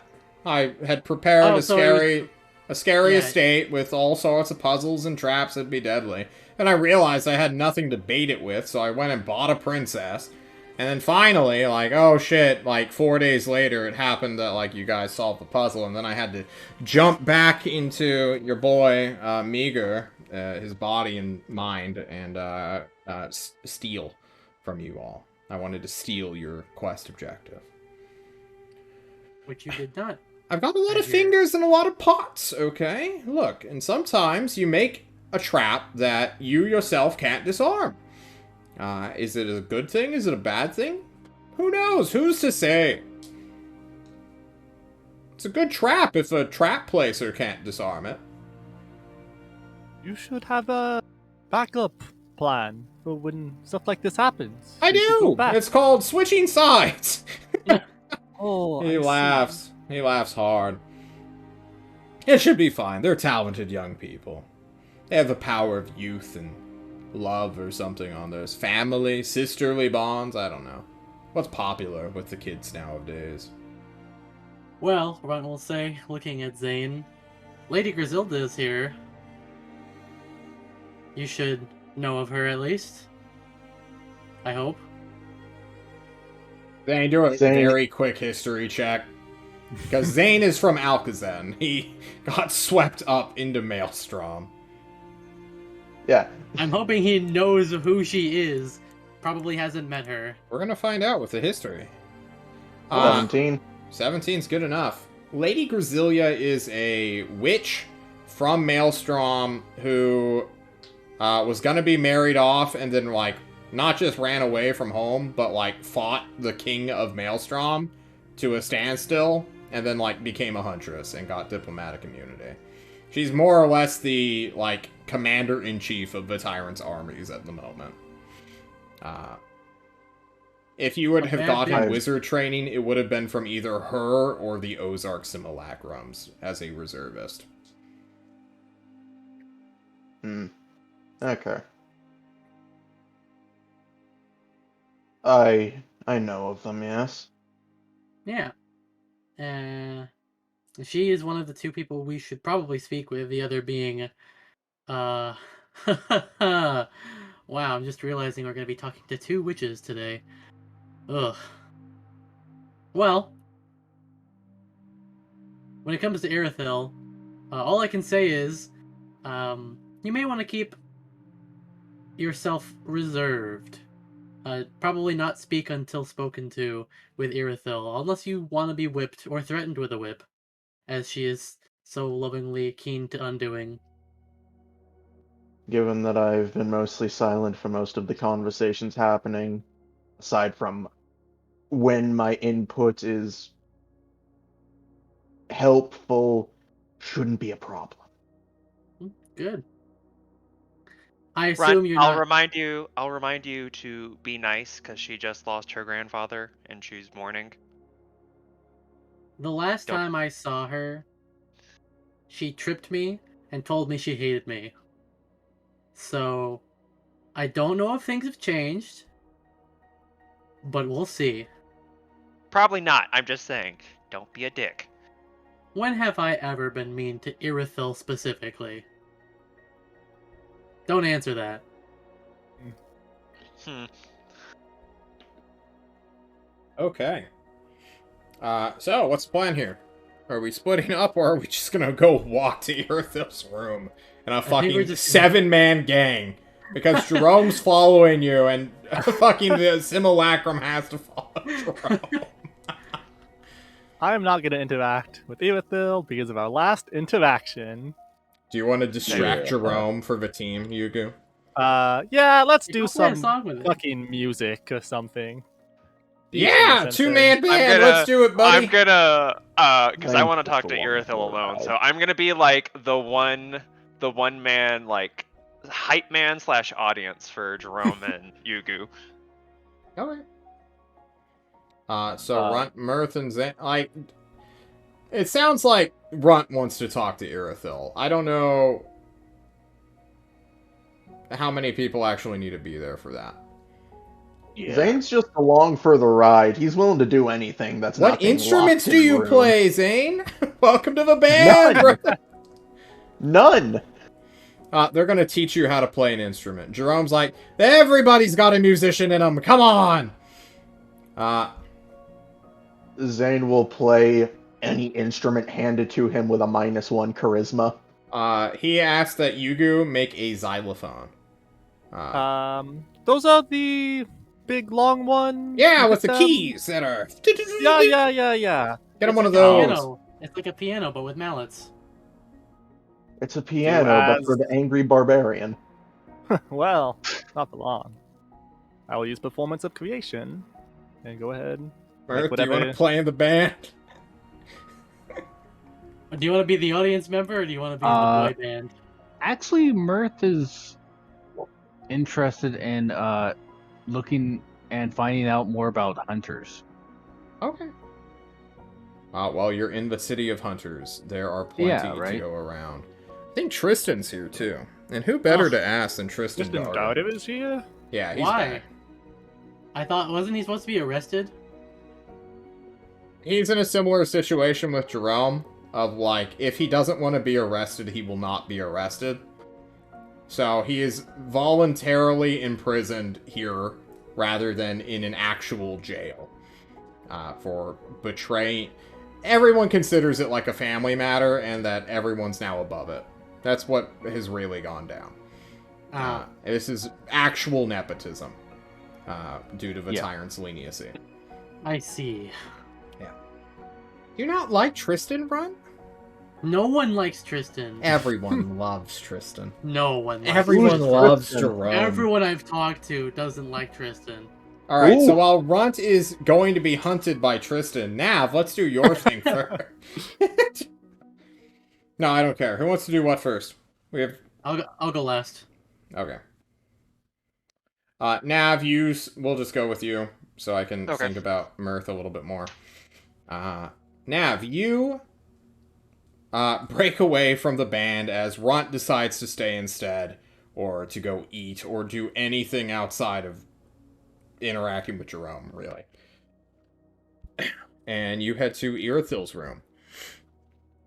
It'll take a little bit of finding, but you will find her in the upper dorm area, in a hallway that just seems to change but stay the same, and just, like, loop over and over. But, like, the rooms that go into it are always somebody else's. So you can literally just go in a circle over and over and over, find a room, same position as another one, and there'll be, like, 2 different nameplates on it, signaling who possesses it. It's weird. No one questions it. But eventually you find Irithil's. How are you going about this? Are you bringing, like, a peace offering or a gift, or, like, what's the deal? No, just myself. Alright. I'm just gonna knock on the door. You knock on the door. We never decided what time it was. Can someone roll me a 1d24 when you guys got back? Why doesn't Zane roll it? Yeah, Zane. Yeah. Nice. So, you got back at 4 a.m. Nice.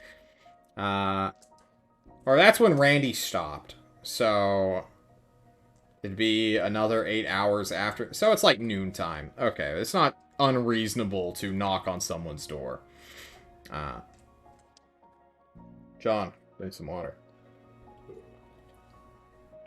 Also, the tyrant's in court, so it has to be during the day.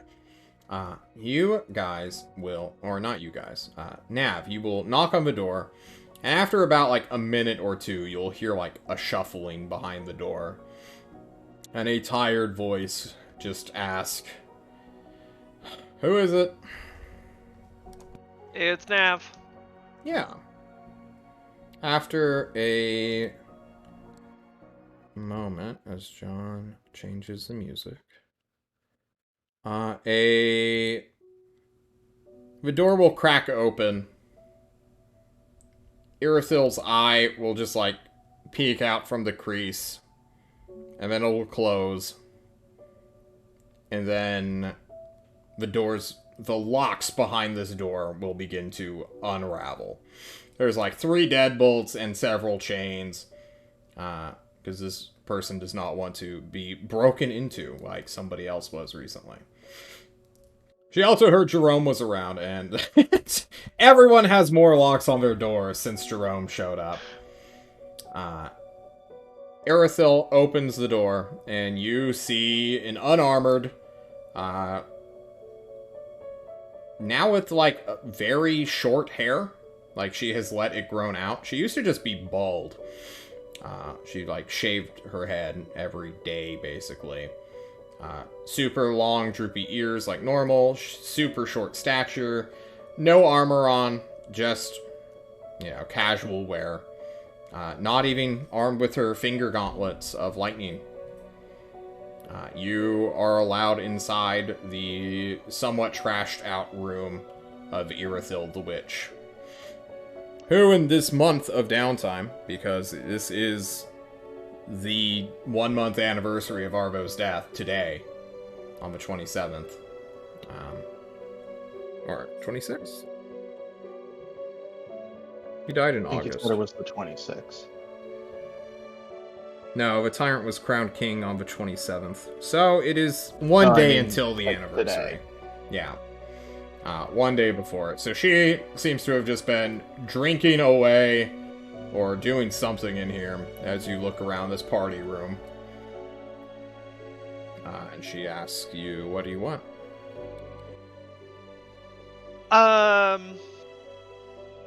Yeah, I just wanted to,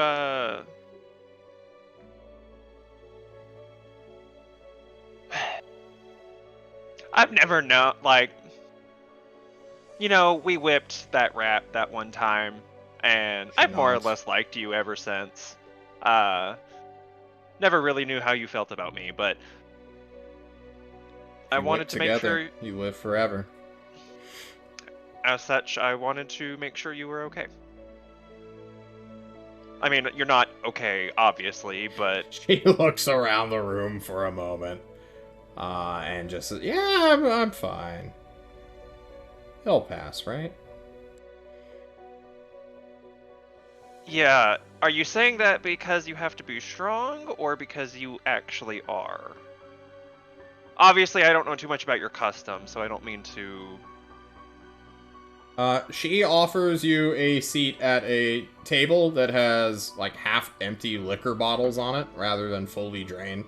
Just an arrangement. Nav used to be a party boy. This is fine. Yeah, this is familiar territory. Yeah, and she, clears the thing, notices you're unfazed,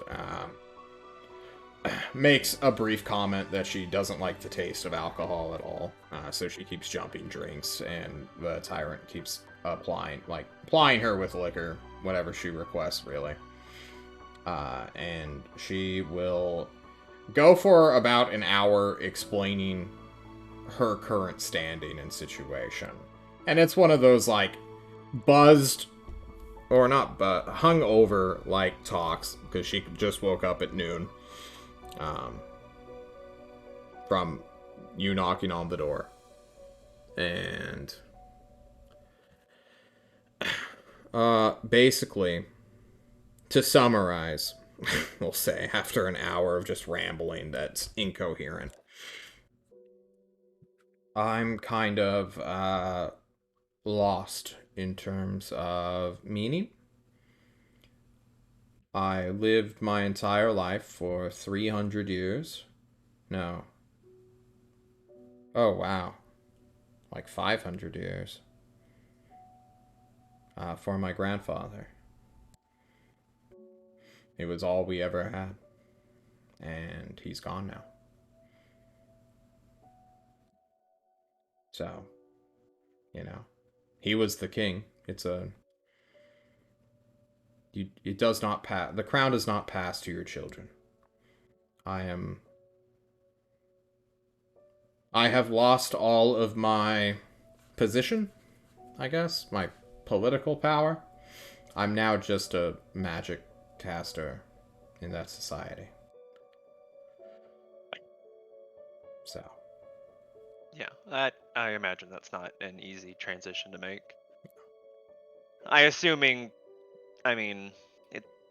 If I were in your position, I really wouldn't like the tyrant, even though it's not necessarily his fault either. I've been thinking a lot about our relationship, and she's using the royal hour between herself and the tyrant. I don't know if you know this, but I was, trying to kill him when he was a teenager. And not only has he completely forgiven me, he is offering, literally, a place here to exist. And I don't know if I should take him up on the offer. Because all of the Ulathans back home are demi-human just as much as you all are.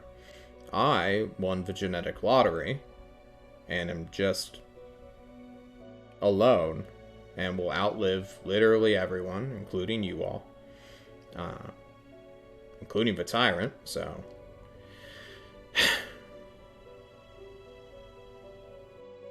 I don't know what to do.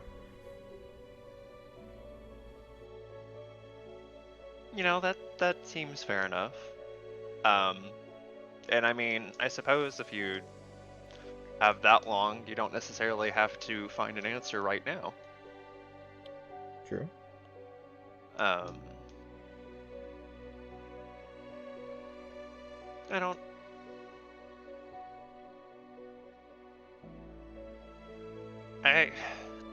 Let me know if I can help you.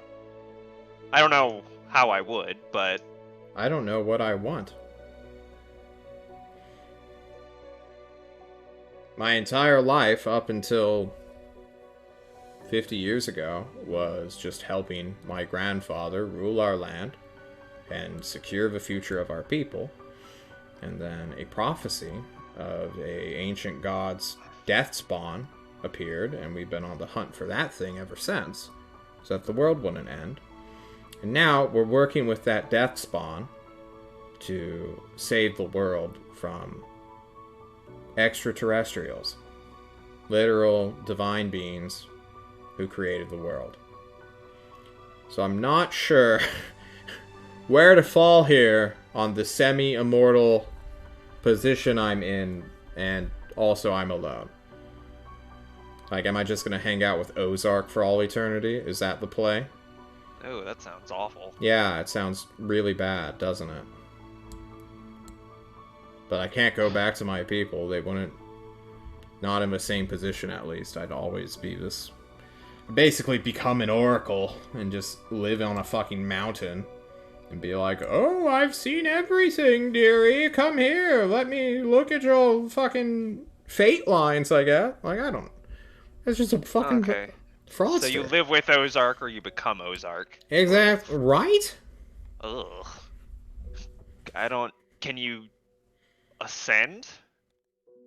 If you're half I mean, I could immortal kill already? myself, yeah, I guess. If that's what you mean. I've been Not really, contemplating. but... Like, why shouldn't I, really? I can't even have children, Nav. Like, it's a genetic impossibility with how everyone else is diluted. No one's a true-blooded Ulathaean. I can't have kids. I can't be a mom. You can adopt. Yeah. If you want to be a mom, you can... I mean, there's plenty of children who could...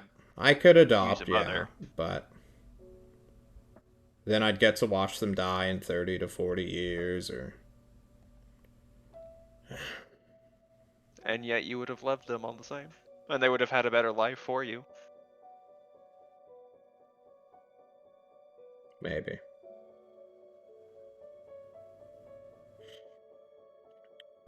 She is clearly looking at all of her past actions in a empty, well, literal glass. And you can see just a mixture of guilt and regret of all of the violence she has done and caused and is now without purpose.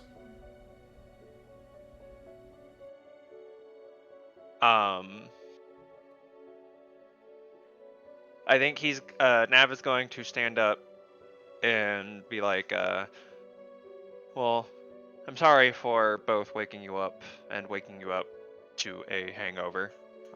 That's never fun, especially with a serious conversation. It's okay, I'll get Celeste to cast Lesser Restoration. That Yeah. does the trick.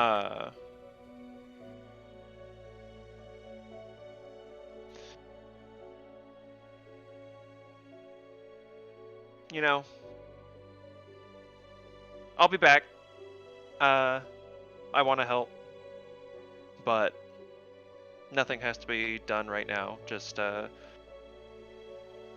me know if you need anything.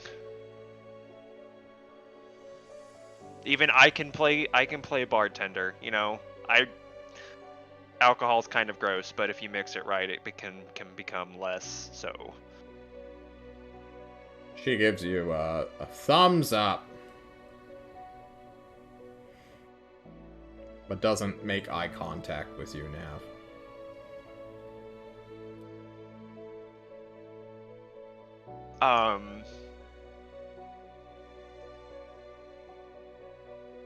Okay. Nav's gonna do something a little risky. Oh, yeah. You grab a whip. Nav is going to... Like, he starts off by, like, he stands up and he pats her on the shoulder and goes to walk out. And then, like, he does the half step, then he pivots and he just kind of, like, hugs her from the side. And then releases and walks out. Okay. You show this heartless witch who you have only seen cause harm to others a little bit of affection. And she will take that into account when I roll a dice later. But... Roll for suicide! Ooh. It's called a willpower check. Okay. Anyway. Mirth! Hey, bud! Yeah, You go find a nice, happy hunter who's yucking it up at the cafeteria. He's just like messing with this huge ass dude, a chef named H, who you've seen but probably don't talk to a lot. Everyone likes H. H is just a sweetheart. He cooks everyone's meals with his kitchen staff. He basically runs the entire cafeteria. And you know, Tristan's like poking fun at him for his weight. And just being an asshole.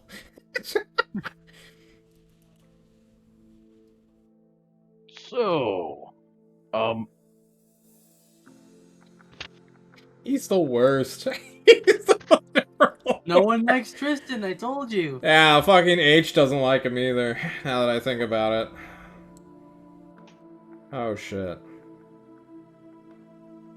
Mr. Darton.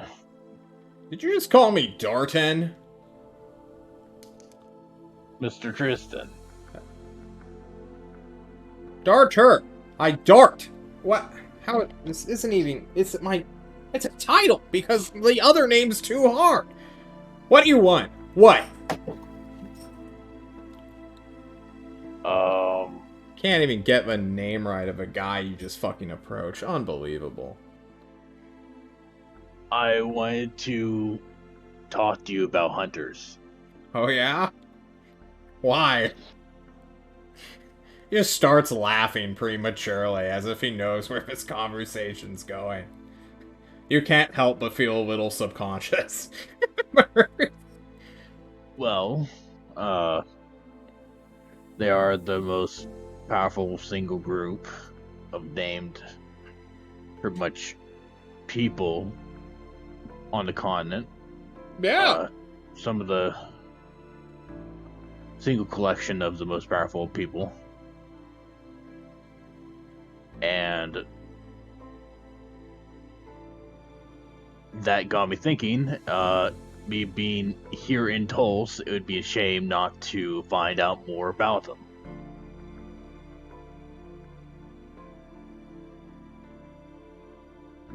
I'm tracking you 100%, my man. Do you have a point or a question to this?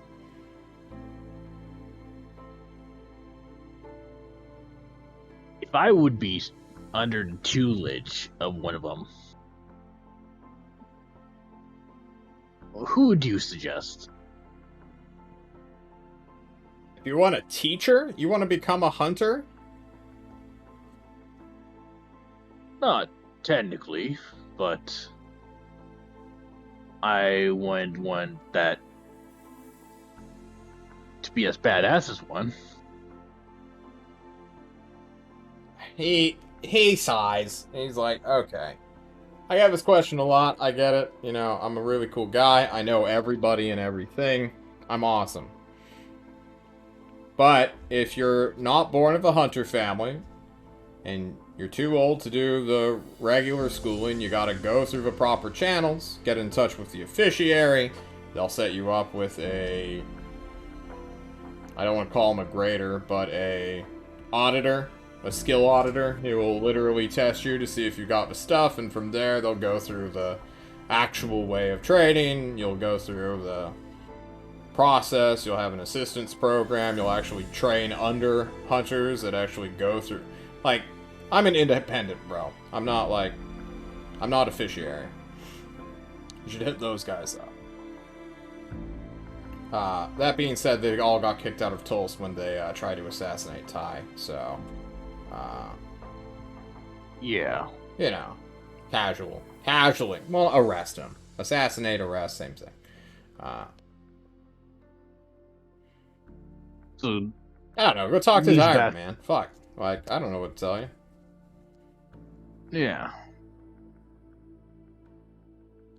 Is there anyone of the monk persuasion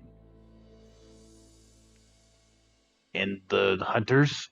Not really. That you Those know guys usually die really quickly. He's gonna roll a history check to see if he knows any hunters. See, the problem with people who, like, train to be monks is they, like, run up to things. And those things are usually immune to being stunned. Lots of spirit beasts are immune to a lot of conditions. Some have what we call in the business legendary resistances. And they also have this thing called breath weapons. Some of them do not just cast fire. So monks, you know, being reliant on their fists to say the least.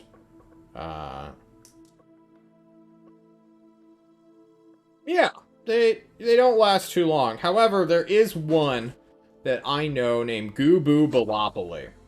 He was a... I'm not even making this. This wasn't my name for him, guys, I swear. Gubu showed up randomly in True Milk praising the sun one day. Just in the middle of the plains of Burlo. If you know where that is. It's south of Tulse, north of Alcazan in that field. If you're watching the stream, it's literally the thing above Alcazan. That landmass. Anyway, he showed up there. And we lost track of him when he was in Cantalar during that whole debacle. I think he was helping people in Cantalar when it exploded. Like when the Spirit Beast started showing up. So he may be dead. He was officiary, kind of like you want to be. But he always did his own thing. He was a reckless, rebellious guy. Yeah. Shot sunbeams from his fucking fists. It was sick as shit. Like 8 of them at a time. It was crazy. Whew. I can, like, make people feel bad by attacking them. Yeah, spirit beasts don't really feel anything except murderous lust. No, I can, like, necrotically drain the energy from their cells by punching people. Sounds like you should be a murderer, man. Like a murderer for hire? Humanoid? Have you thought about talking to, like, an assassin or something? Yeah, but assassins are kind of... I don't I'd know, man, rather, they like, got be really up cool in front benefits. and, like, punch someone's face. Yeah, but you're always with people. You're never out in, like, the shithole wilderness or, like, in a ruin that's just filled with fucking radiation or cancerous, you know, fucking mutants. Like, Yeah, which there's is a lot of why I'm dangers in being a tasked- hunter, man. Like, it's not all fun and Yeah. games. I may be dripping in fucking hot, sick, magical loot. You know, like, puffs out his coat, shows his sick shoes. But, like, really prefer to just, like, stay here and just fuck around. It's way more engaging. Like, making fun of Yeah. this guy, he points to the nicest guy who's just fucking gone. Like, as soon as you showed up to distract Tristan, he fucking left.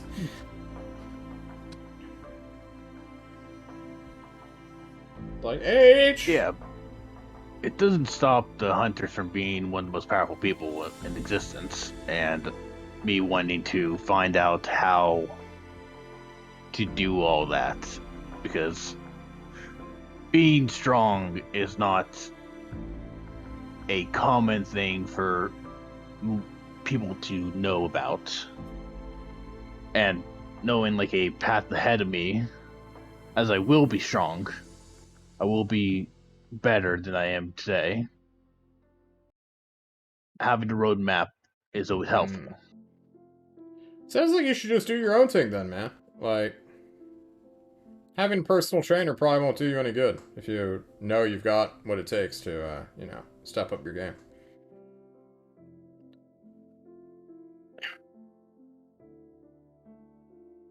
Fair enough. After all, the best people we know is ourselves, right?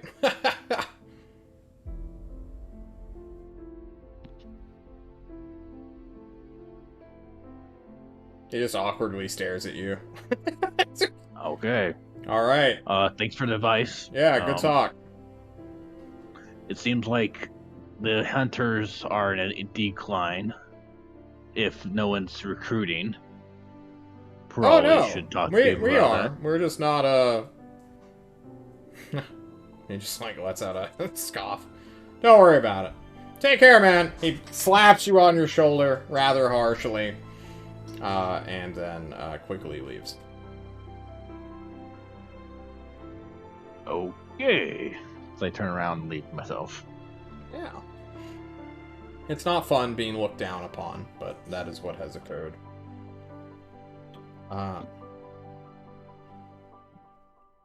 Runt, you go. Zane?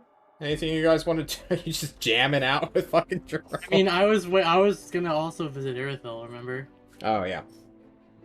Zane has nothing he really wants to do, given that he's so out of the loop of everything. He knows Yeah. no one, he knows no topic, so it's just like, what can he do other than just be forced to play the xylophone? I was He's gonna getting harass. good at it. Yeah, look at it. Boop, boop, boop. I was gonna harass Jerome Can I about port roll Tyrant myself being to a give myself a baseless. 3 on performance for the xylophone so they can stop it? They'll just want to help you improve, man. No, yeah, look, you just the rhythm. It's good. Your wrists are a little too stiff. Come on. You can do it! Come on! Wizards are supposed to Zane, be smart! I'm smart, not talented at the xylophone. It's all about practice and repetition. Come on! Zane has the most annoyed look as he's listening to Jerome. Yes, but you're listening to Jerome. He's It's not like he has anything else he can do. Oof. True. Okay.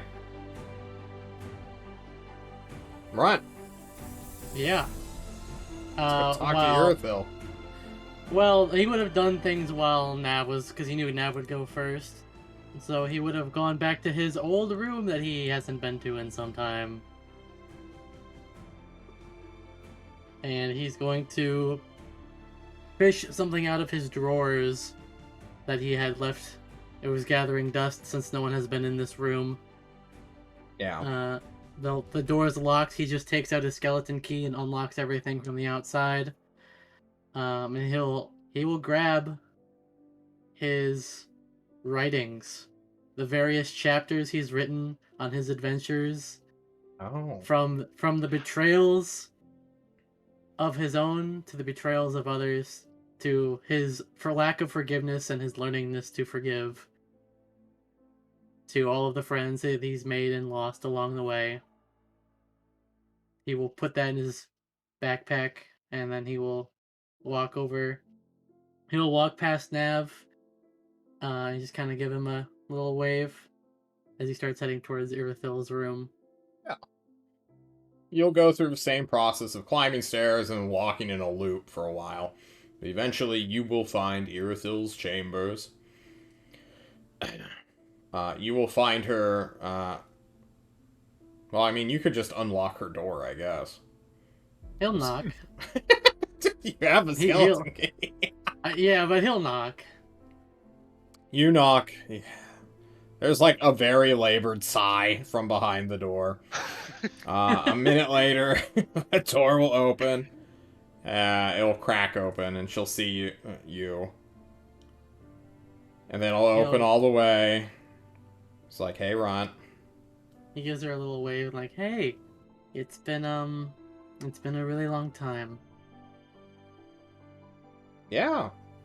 What the fuck have you been? I've I guess you could call it soul searching. Mind if I come in? Sure. Come on in. Don't mind the mess. Ha ha ha. He'll walk in and look around and see everything and be like, "Yeah, that's okay." You look at the half-made noose, and you're like, and she's like, "Oh, hang on." Throws it under a bed sheet. Wait. Is that a joke? Hang on.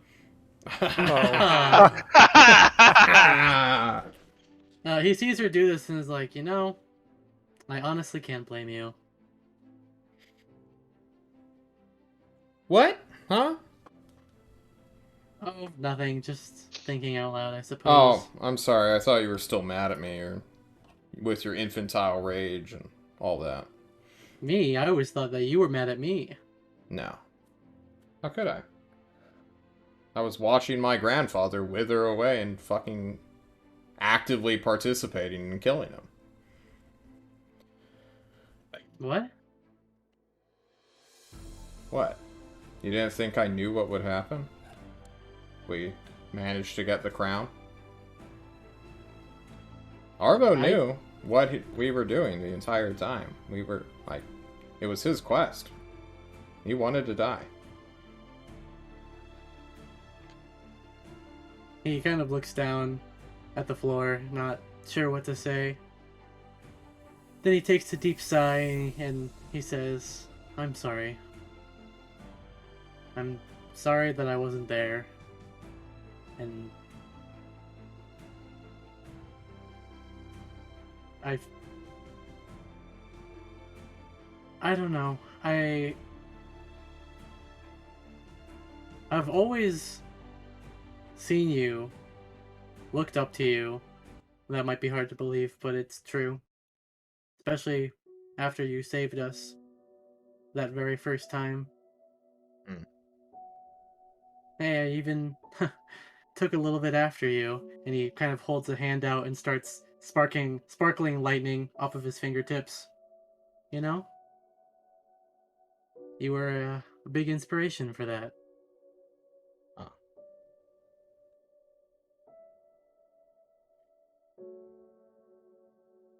I don't have much to offer in the way of condolences. I know you've been hit the hardest out of anyone. And I don't think there's anything that I could say or even that I should say that would make you feel better. I'm not really that person. But I wanted to let you know that after everything, I appreciate you. I respect you and everything that you've done. I know you've done it for yourself, as in your people. Like you've told us many times, this has always been for your people to do what is necessary. And you've faced many hard challenges, and I can't even begin to imagine the things that you've faced before I even met you. But for all the things that I've seen and the many more that I haven't, I still respect you and I still appreciate you.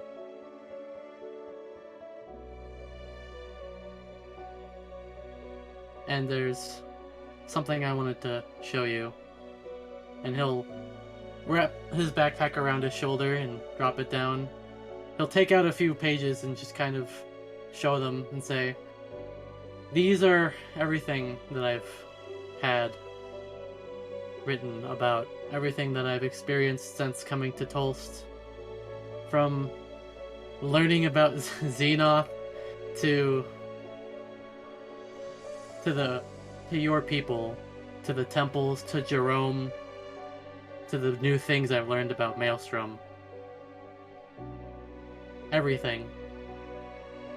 Because before Tolst, I didn't really have anything. I was a tool, a utensil of Maelstrom, and that was only really out of convenience for them, not even necessity. If fate had been any crueler to me, I would have certainly died long before I even could have been sent to Tolst. What I'm trying to say is, I've never had a destiny. I've never had a purpose like you've had. And, well, in all of my time working here, the different temples, the different adventures, the experiences I've had along the way, they've all taught me one important lesson. Destiny, it's not about what you should do. It's about what you should do. You, an individual, a person who rules over their own life, a person who makes choices day in and day out. It's about what you want, what you think you deserve, what you ought to do. And sometimes people try to take that away from us. Sometimes our fates are intertwined with other people. And sometimes that's okay. But at the end of the day, I think you of all people especially, you are strong in body and mind and in your soul. And I think you really do have a truly free destiny. Whatever it is that you want to do, if if a guy like me, no taller than a beanstalk, can try to forge his own path, then I think you, one of the most amazing people I've seen, can certainly forge your own fate. And he'll just kind of stand there, staring at her. Yeah. She'll come up to you, look while you're doing your speech, I suppose, and start looking through the papers, reading through them, or just glancing at them, really, and just like skipping some, stopping at one, reading it in depth, moving on, doing so again, and all of your internal monologues of, so this is when I learned to be betrayed. Yeah, this is one of them is literally like, I thought I had a friend in Revik, now named Sever. I thought buried in the ground, but now he's buried away from my Just heart. fucking emo poetry.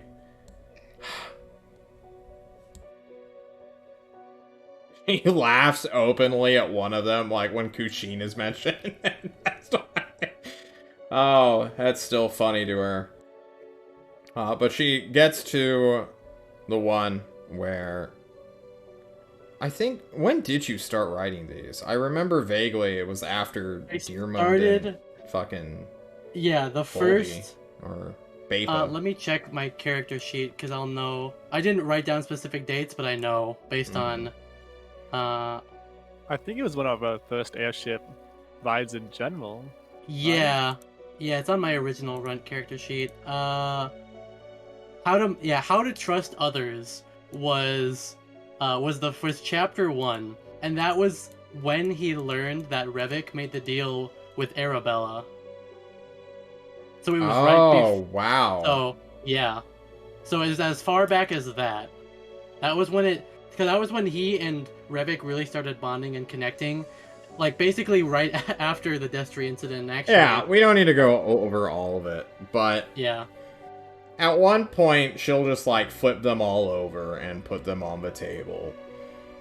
And just grab, like, your head with her hand. And despite her being short, you're not much shorter. Well, no, you're a hobbit. I'm like 3.5 feet. Yeah, tall. She's got, like, a foot or two on you.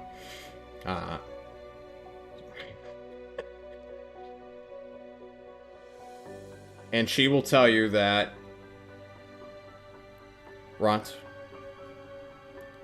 I don't know when all of your teammates and yourself became so fucking enlightened. But you're a good kid. I'm sorry for the way I treated you in anger. But if this is a love confession, this is probably the weirdest one I have ever received. And I'm not nearly drunk enough right now. He kind of squints his eyes and is like, no, what? No. No. She will kiss your forehead. And then say...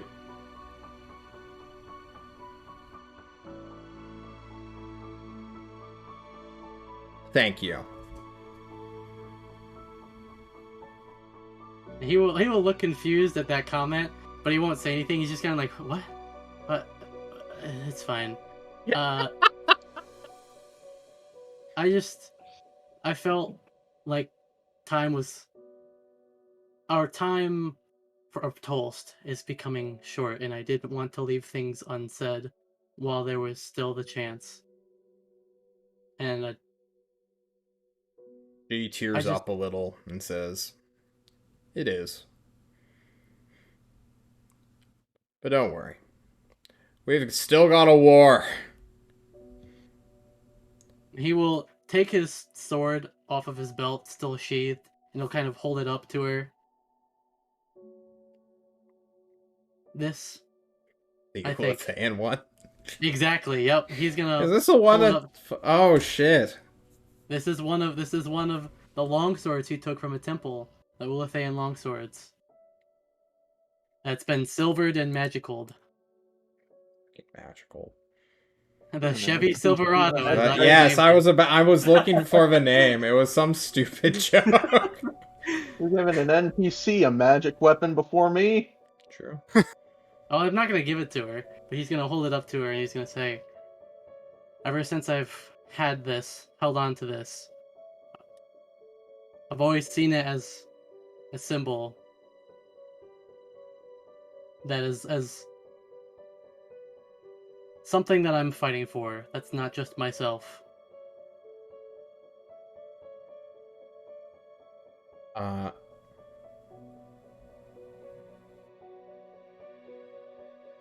You show her that you have been carrying a sword of her people into battle for over a year, or about to be a year now.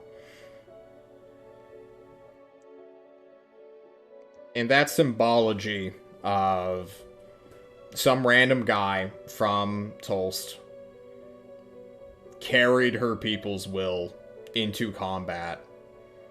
Maybe for selfish reasons, or maybe for... The symbology is not lost on her. But we're running out of time. And I don't know how to cliffhanger this correctly. So run. If Irithyll makes a pass at you real quick... We define a pass. You know. Solicits Runt. Yada yada yada. Yada, yada, yada. Fade to black. Oh, Hey man, you I wanna see. fuck? Yeah. I mean, yeah, fade to black, sure. Alright, I'm she not grabs against Runt's face and says, I'm not drunk enough for this. But we're gonna be. And closes the door. On the rebound, grieving for her grandfather. And with a young, strapping hobbit. What is his hotness score, Runt? It's 3d6, right? I thought it was... Or You is it never 3D? rolled your hotness I've before? never rolled for hotness, no. It's 3d6 Never. or 4061, you choose. I don't care. I'll do 40-61. You want the better odds. Guys, he's a I coward. sure do. Alright. 13. Alright, not Ooh. bad. Above He has average. a whole one less hotness than me.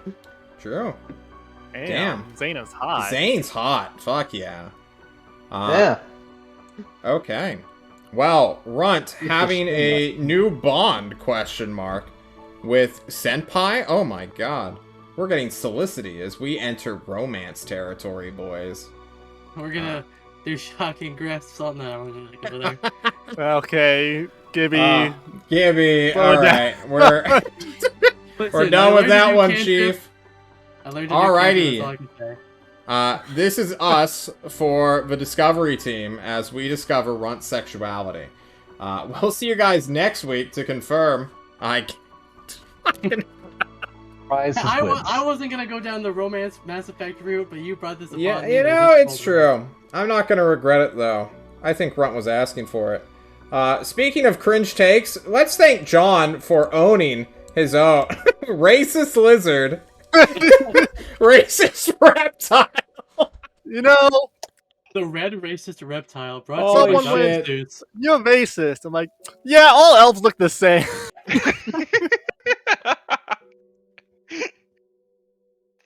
Holy shit. We're just doing a lot of hot takes. We're discovering a lot about ourselves. I think that's worth experience. So why doesn't everyone take 400 experience for today's session? Okay. Nice. I'll Yeah. take it. Now, You John, do not you get never- quest experience for Randy at all because Syl gave you that quest. So if anything, Syl gets experience. Damn it. He's gonna get like 18k from this, but that's Jesus. fine. I assume I was just at like base just hit level 8 experience. Yeah. Okay, so I am still Yeah. a good 14,000 off level 9. What is level 9? 4,800 or Oh. 48,000. I'm 5,000 away then, or 4,000 away almost. Nice. Pretty It's close either actually. 48 or 40. It's either 48 or 44. We might be able to, think it's like, if we 48. do like several months of Yeah, 48. downtime during the winter, I might actually just be able to get there naturally by fighting Sergeant Slaughter with my new cantrips. That's not how that works. I don't know how trading So, works. if you guys have time, I know we're pushing it now, but, we have 3 more sessions. 50 is next, 51 and 52, and that's when we cut off. I don't have anything planned for that. I'm still waiting for you guys to decide. Syl gave you this quest, which sucks, in a way, because we were robbed of content by ourselves. Why don't we go back and try to get the vestments for ourselves? There's no point. Yeah. We don't want Like, the at money all back? at this point. There's, like, no reason to do it. I mean, magical item. Yeah, but... Plus, you already have it prepared, Opportunity for Zane Hey, to die. ish. and we prepare. have a new. I have 2 maps and a boss monster that isn't fully I mean- programmed yet. But But I mean, if that's what we wanted to do, right? You already have Sure. it partially prepared, and we have a Well- new person to experience. You know, true. I feel like that's not actually a bad idea. I throw it out there every so often. We could go City of Pumpkins just to get some combat with Zane, right? Run the City of stupid, Pumpkins? Fucking, I don't want endless to run looping that. dungeon. I hate that fucking thing so much. That's its own campaign idea. Meanwhile, poor fucking Zane got locked in a room for many months. All contact he had with his family gone when he teleported to Maelstrom. Yeah. Any contact he had with Maelstrom gone when he was locked in the room. He was basically tortured. Welcome to exile, wizards. You have to learn. The only way to learn is through suffering. Like, Zane has nothing and no one in this world at this point. Why the You hell have is he doing it? us. Because he's Come being on. forced to. Yeah. Well, you did just jump into a campaign halfway through. Yes. So let's calm down. Yeah, you're the pre-existing So- character. Here are some suggestions from John outside of just, let's go do the infinite dungeon loop, and then let's go do that dungeon. There are things in this world that can still be explored quite quickly, and I'm going to be dropping some hints on what they might be, but also surveying the new battlefields. Your team is likely going to be sent to Ugarest. Having 9 hours of knowing what the fuck is going on in Ugarest through these 3 sessions would probably be recommended. Okay. Yeah, I like that. I'm down for I like that instantly. Because remember when we tried to infiltrate Destry, that was Destry. just an absolute shit show because we didn't know anything. Yeah. Yeah. So, I'm not saying we go there, per se, but hitting up other areas. I say we Uh, go there. We just pull up. You just Well, pull if up. you go there, you're going to be there the entire winter, and then it breaks my sequence chain, so that's not going to happen on a meta level. So, fuck you, first off. Second...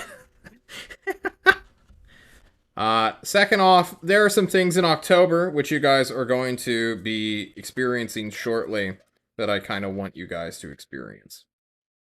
Specifically, the Tyrant's Coronation, as well as the Greater Chemical, which I don't know if you guys have met yet, but he's scheduled to come on the 2nd of October to the city. He is an interesting character, and he's basically going to replace Meager's mom in terms of potion manufacturing. Yeah, So how getting... much has she been doing?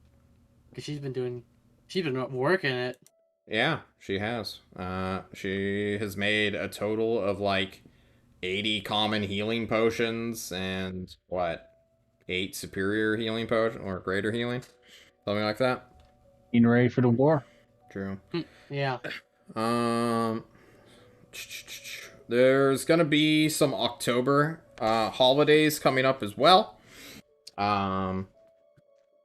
Specifically the Day of the Hunt, which is a weird hunter-focused festival, as well as I want to start leading into the things we're gonna do during the winter, and start like hammering those out per character. Because basically, you guys are gonna split up and do your own thing for a winter.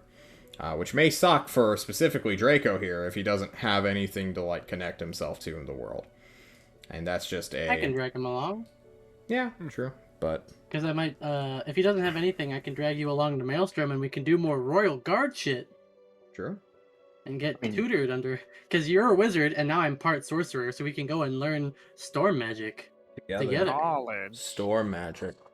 During this winter, there will be opportunities outside of just roleplay things to do to get like a mechanical buff. So, for like martial classes, I'm going to be introducing hunter techniques, which are going to be like a skill-based thing that starts off shitty, but as your character grows and uses them more, they will literally increase in effectiveness. There will be like 3 tiers to each one. You'll only be able to learn one just due to the time constraints, but one of them is going to be a thing called Cleave, which will help in mob fights. There will be the ability to get custom spells if you are a spellcaster. Specifically ones that John will be making related to your characters, more so than... well, you said learn some store magic. Yours would be store magic if you choose to go down that road. Hell yeah. Storm spell. So I'm still right building now- some ideas, and if you have ideas, message me them, like, privately, and then we'll work something out, or start working towards something during these next 3 sessions. After that, it's just Tyrant's Coronation, and then basically we're fast-forwarding all through November, because on the 11th is when the permafrost hits, and that's where we'll kind of end the year.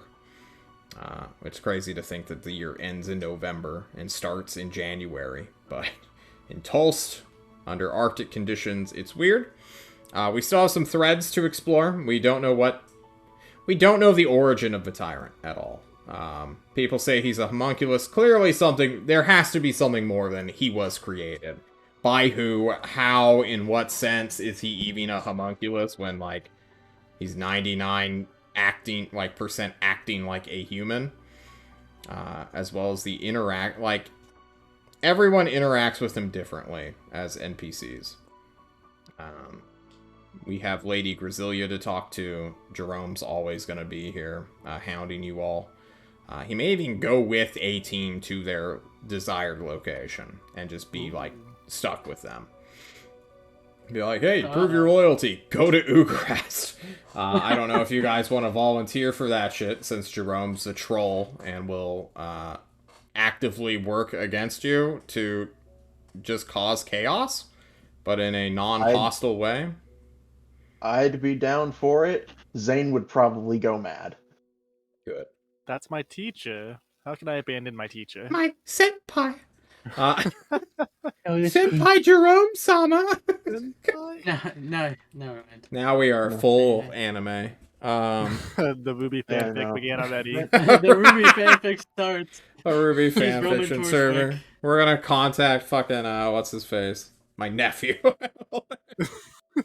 I'll My get him. semblances been friends along the way. Yeah. Yeah, no, like, I feel like the only thing Zane has in mind is like, just see if his family is still alive, because they were barely functional with him there. I don't And now remember it's been- anything about Zane's backstory. It's been too long. But so maybe they're dead. Just a troll. Probably dead to spirit beasts.